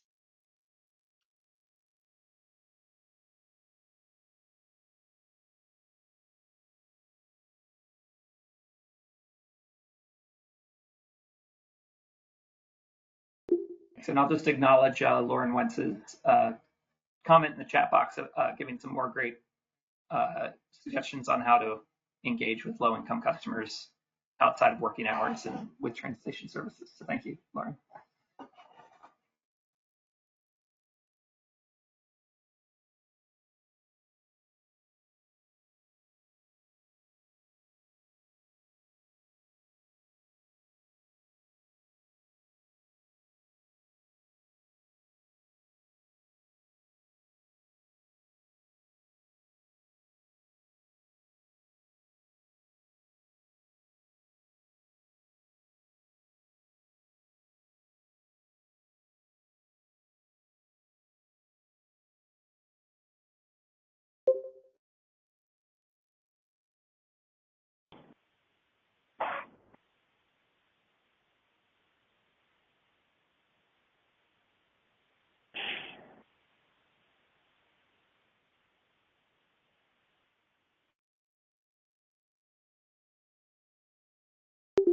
I think Ben is trying to call in right now, so he may be available to provide a response in a second.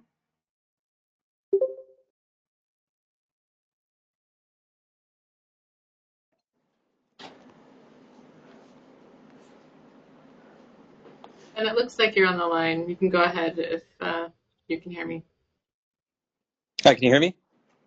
Yes. Okay, great. Sorry about that. When you called me earlier, I was trying to speak and no one was hearing me. So with regard to Commissioner Allen's question about, there's insurances in the low-income weatherization assistance program for, ensuring that, okay, if we're going to give, a client a heat pump or replace their oil boiler with a propane-fired unit, is their energy bill total burden going to increase from that? So there's calculations that are done at the through the weatherization assistance program by the energy auditors that ensure that, okay, if this client's burning kerosene, it's pretty sure straight away that if someone's moving someone from kerosene, which is very price volatile, very expensive fuel, to any other fuel, basically is going to be okay.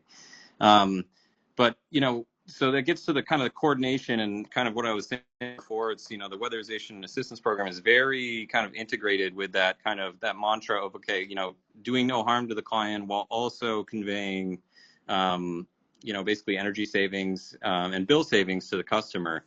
So again, where we kind of touched upon in our submitted comments back in April was, thinking about, kind of outside of weatherization assistance program, a coordinated approach, in our minds looks like, basically a weatherization program, basically home performance with Energy Star, that is implemented for moderate and market rate customers, that does kind of integrate some of the assurances and some of the processes that are built into the weatherization assistance program. Now, I just want to pause there, and some people might be like, "Whoa, weatherization assistance program is very comprehensive and expensive. Obviously, 100% incentive to the client." That's not what we're suggesting. We're not saying 100% incentive for moderate market rate, but what we are saying is, integrating some of these, some of the things that are done in that program into the a moderate income weatherization project, for example, where maybe they would get a free energy audit, and then thinking about ways to wrap in, have a coordinated approach on behalf of, for example, the energy efficiency network contractor. This is kind of getting in the weeds, but just trying to using it as an example to kind of paint the picture of how we're thinking about it. Like being able to connect that client with not only weatherization services, but then, okay, what heat pump services are available, for your income class, and et cetera. And instead of just saying, here's the rebate available, why don't you go ahead and check out on that, having a coordinated approach, potentially with increased IT infrastructure, enabling them to maybe contact that contractor that might be able to do the heat pump, and get them into that, into a queue to have a heat pump contractor come out and look at their home, and kind of wrapping that all into one, rather than having them go out and figure out, what they're eligible for kind of on their own. That sort of goes against the midstream rebate model slightly, but, we do feel in general, obviously details to be worked out, in general, that, there may need to be a shift towards more of, midstream rebate has been very successful at rolling out, thousands of units across the state of what, be it heat pumps or other efficient technology, but maybe we, reassess, especially in the face of, different heat pump market assessments that are coming out. How do we roll all these services together to make it easier for people to navigate? I don't know how many folks have been at barbecues or events where you're talking to friends and family who are very educated, and, they're having trouble navigating all the different services available, even though they might be very, very astute themselves. So how do we make that as easy as possible and comprehensive in kind of one go at it? You could point to the RAP program and say, well, we tried that. We've had low uptake with the RAP program, but, I think there's room to improve there. And, thinking about, I think, when things are easier and more accessible to folks, more people, you get more equitable access and more uptake, which then drives down burden for a lot of runners. So I don't know if that was a roundabout way of answering your question, or just kind of explaining more of a kind of what we view as a comprehensive approach that could be maybe taken, pointing at, Massachusetts, for example, who has gone down that path and had some great success. Commissioner McNamara,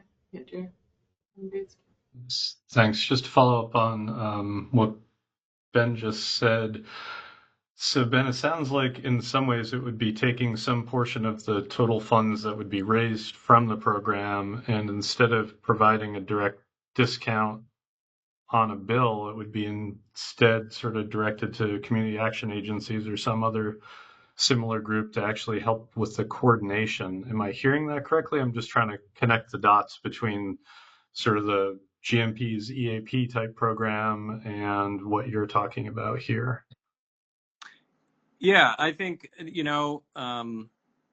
I guess in short, yes. It would be kind of just reshuffling how funds are used to, effectuate a more of a coordinated approach.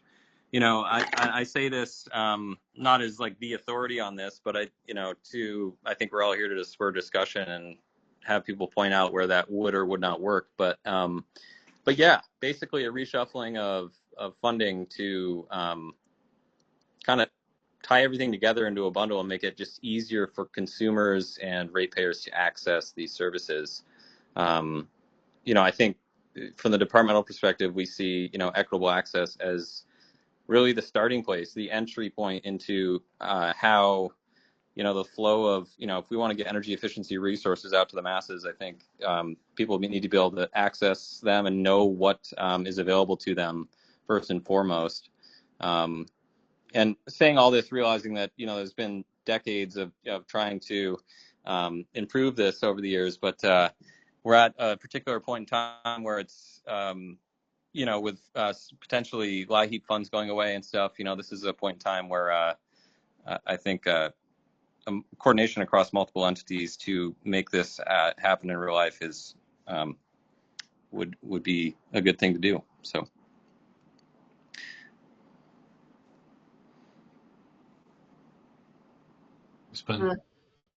Oh, go ahead. I was just going to read into the record a comment in the chat. Hyde Park said a moment ago someone mentioned transmission costs. While we might be able to address energy and capacity demands, transmission in New England is increasing exponentially. There's little that is being done to reduce those cost elements. Just want to make sure that was in the record. And I don't see any new raised hands at the moment.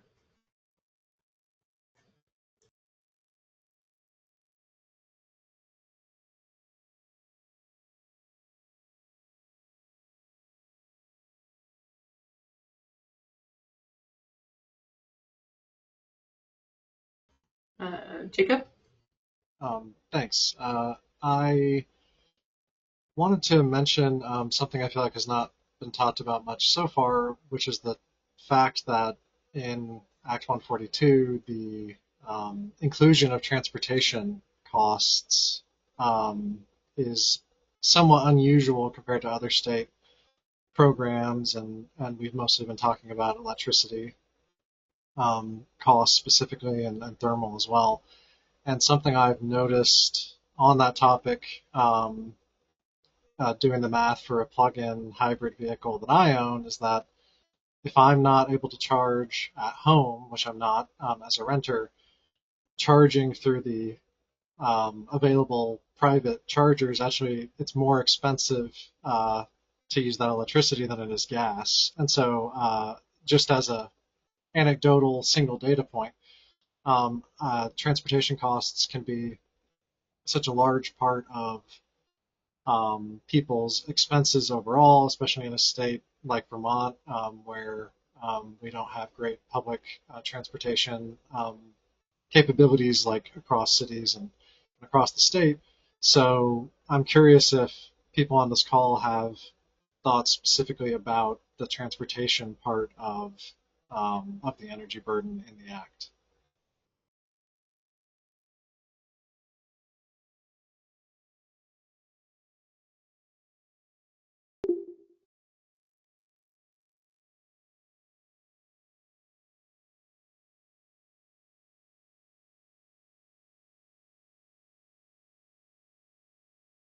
Sure, I can respond to that briefly.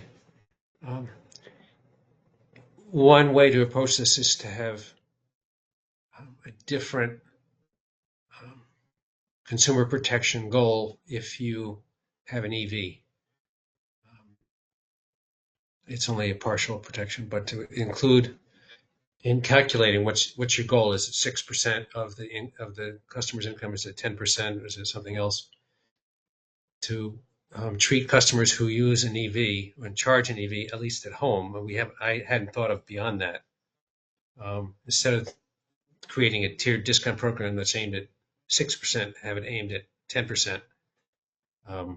So you're including and taking into account EV use, but that doesn't answer your question about getting low-cost electricity to the EV user, which is a better question. And I think it's a good question, Jacob, because we are the most rural state in the U.S., and much of people's work involves pickup trucks and things that may not be available and affordably in an EV. It is something that is a challenge here for working or lower income people.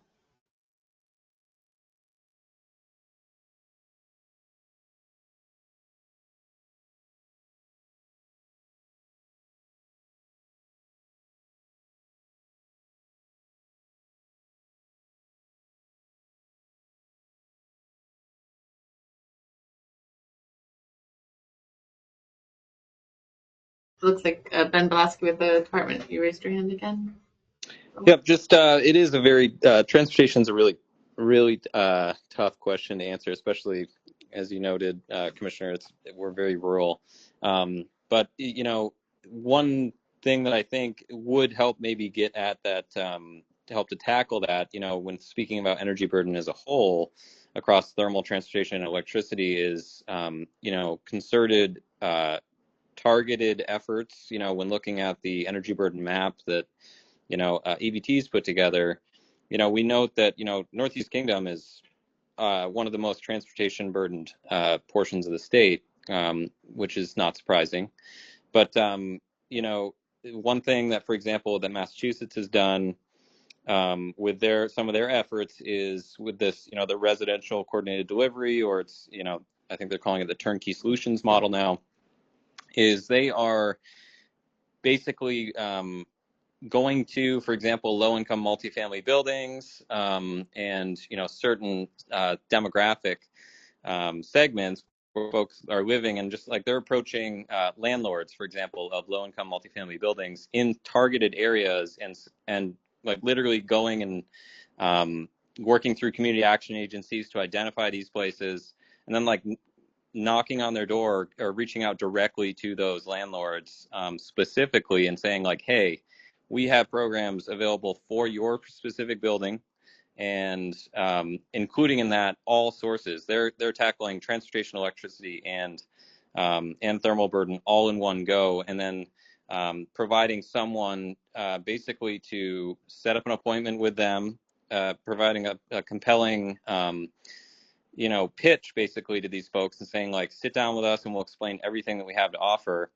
It is a very high touch program that they've implemented, but they've had, again, great success working through, you know, CAP agencies and other local, you know, organizations that kind of know where to find these people, and just seeking them out and getting them to, you know, to hear the spiel about, hey, here's all the programs available, and then coordinating those efforts to effectuate the change on the ground. So that would look like, you know, weatherization, getting some, you know, heat pumps, reducing the thermal burden, and then also saying, hey, there's also, you know, these EV incentives available to you, and then effectuating that change there. Again, high touch, you know, potentially costly, but you know, on one hand, it's like, well, if we're serious about doing this, then that might be one way to, you know, thinking pilot project, etc. Those are some thoughts that I'd had in reading through some of the successes that Massachusetts has had with their programs.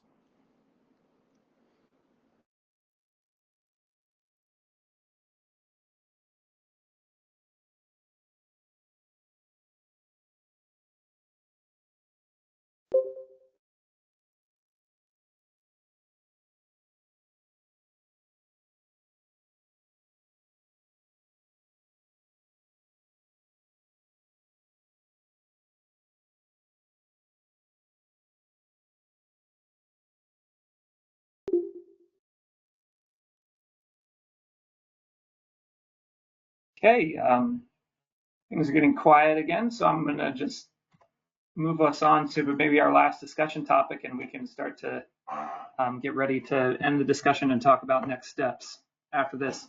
Does anyone want to share a success or a challenge or a gap in our existing programs that you know would be helpful to put into this report? You know, if anyone has a you know, a highlight of that they want to share beyond, obviously, you know, VEIC, I think, had an opportunity there to tell us about things that they're doing, which was great.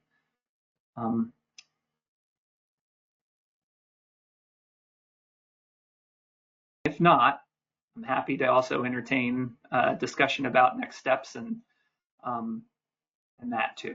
So.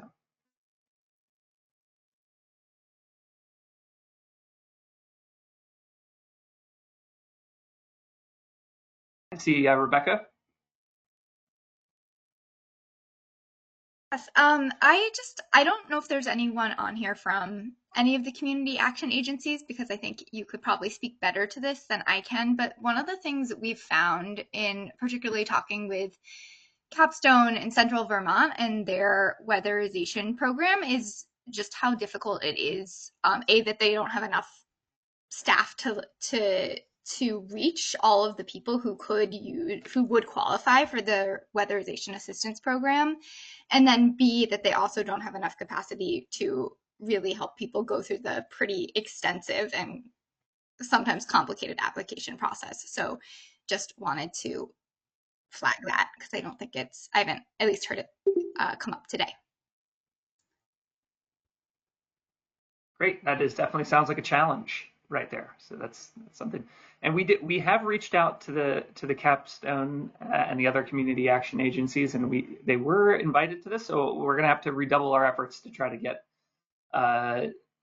them to participate. It may, like you said, they may just not have the bandwidth right now to come with a simple invitation. We may need to figure out how to meet them where they're at. So, Ben? Yeah, sorry to take up more airtime, but kind of speaking and piggybacking off what was just said about regarding capacity at the CAP agencies, I used to work as a QCI energy auditor for SEVCA, and then a number of years ago in the Massachusetts Weatherization Program as well. And just one thing to note, I would, definitely defer to Capstone on the specifics of their program, or not Capstone, but OEO and others.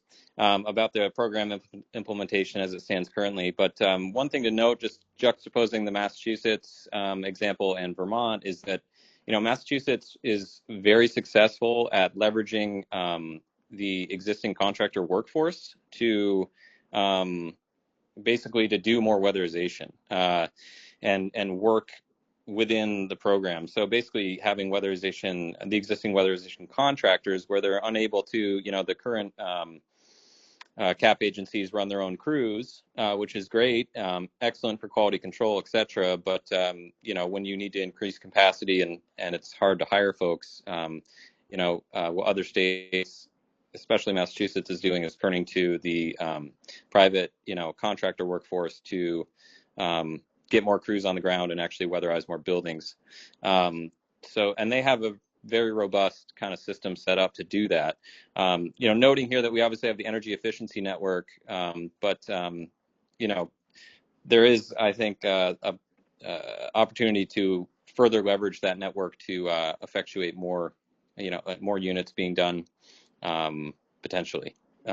Something to look into, and would have to defer to the, folks running those programs more, but just identifying that as a success in another state that could fill a potential, a gap here in Vermont. So.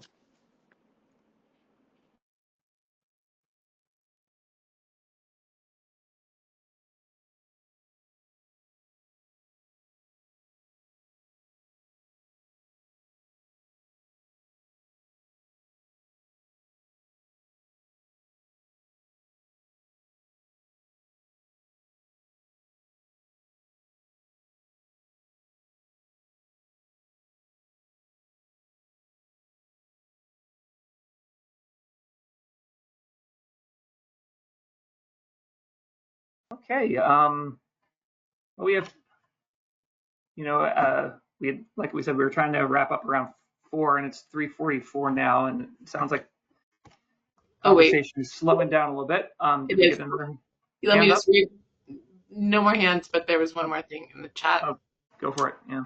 Andrea Cohen from the Vermont Electric Cooperative said that with their ACRE program implementation, we find many members are too proud to accept assistance. They think someone needs it more. So just adding that comment to the record. And I think that's the last comment that I see, and no more hands. So Jake, you can go ahead with what you were saying. Yeah, interesting point.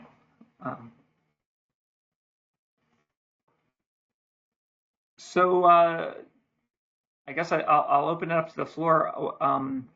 Suggestions on what should happen next, and a sort of obvious one from for the commission is we can ask people to submit some sort of written follow-ups to this workshop if people have more thoughts after hearing everything in today's workshop and would like an opportunity to share them with the commission. We can set a date for people to submit more written comments. But more broadly, we have a couple more months to work on this. if people have ideas, we've heard a few in the chat from various folks about how to engage with certain communities, and we've definitely heard that we need to engage more with the with Capstone and other agencies. What else should the commission be doing here as we get this report together?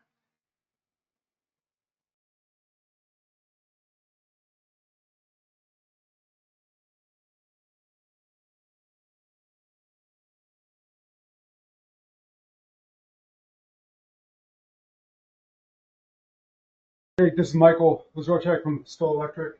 I think it'd be Yes, sir. helpful for the utilities if the PUC had questions specifically for us.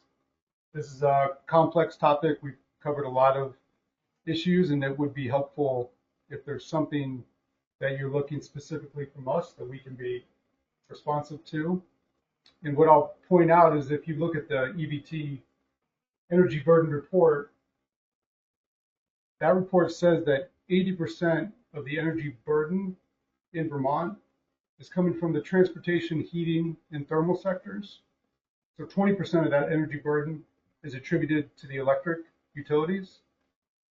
And any significant change, it's difficult, as you all know, for the municipalities to respond efficiently and effectively. So I think it'd be helpful if there was a series of questions that the commission wanted from the utilities, if we could get those ahead of time, that we can respond to you directly. Thank you. Thanks, Mike. I mean, I don't know if this is a question for the utilities as much as it is for either the department or for staff to look at. Is getting to Ed's question of how much money are we willing as a state to invest in addressing this problem, and then translating that into what does that mean as an impact on the bill of an electric customer.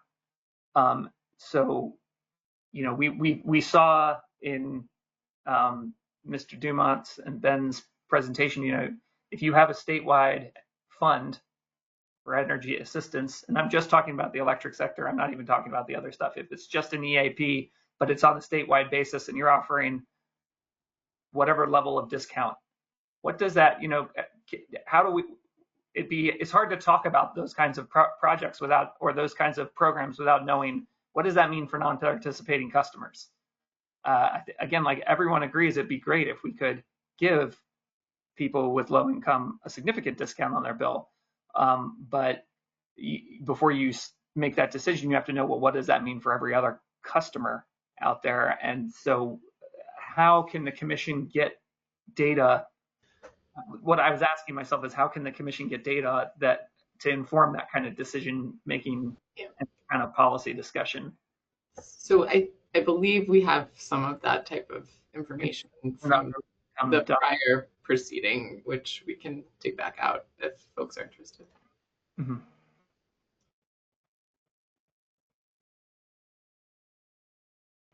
This is Carol Flint with the Department of Public Service, and I agree with Elizabeth Schilling's reference to earlier materials. We have the original case materials that were referenced earlier in discussion today, and then we have the GDS report. And program design is complicated and requires a lot of various inputs and analysis, in terms of kind of really understanding who all is intended to be the beneficiaries of the program, and then what resources are needed.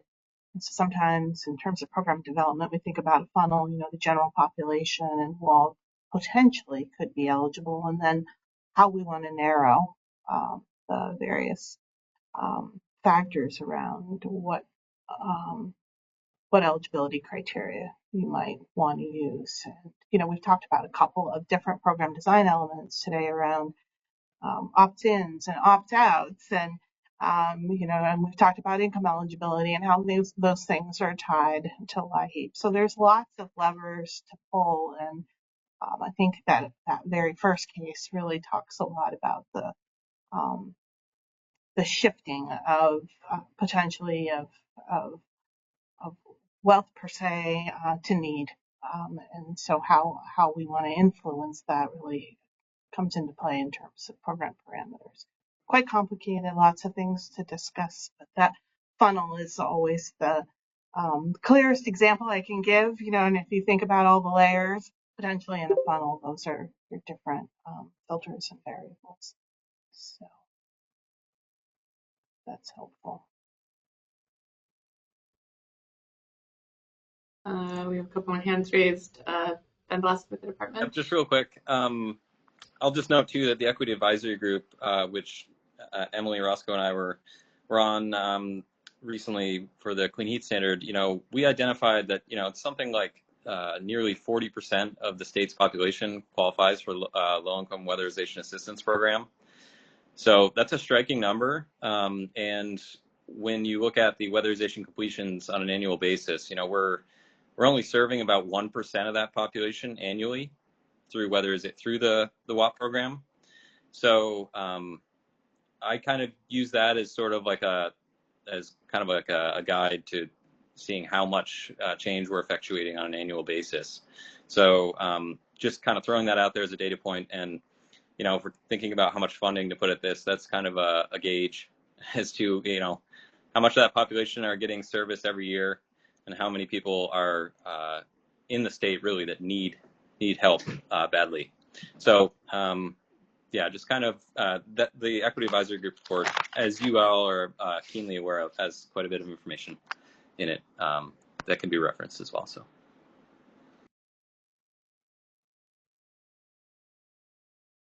Let's see. Jim Dumont. Yes, thank you.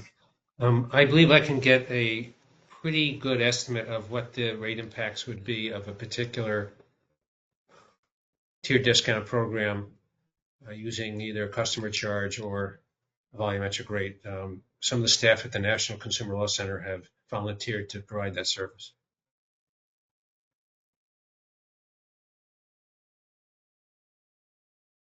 Great, thank you.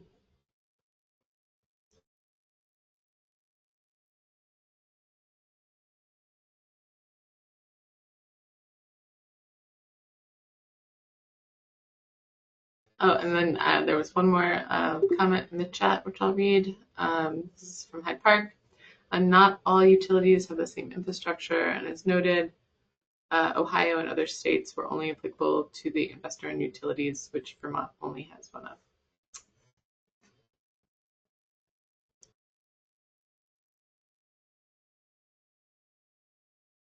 All right, well, we're down to the last few minutes today. I guess I would ask folks if they have follow-up thoughts to today's workshop, if you could file them with us in the next 30 days, that would be very helpful to keeping the momentum of this proceeding going. So we'll issue a memo just noting that we're requesting follow-up comments within 30 days, but I think we're also going to have to look at next steps that we can take, including another workshop with different stakeholders that we didn't reach for today, and we'll see what other steps the commission would like to take after we talk with them at the next week. I'll turn to the commissioners. Is there anything else you'd like to say today before we wrap this up? I just want to say thank you for everyone who participated, especially for the folks who put together the presentations and the analysis. Very much appreciate the time and the assistance with this.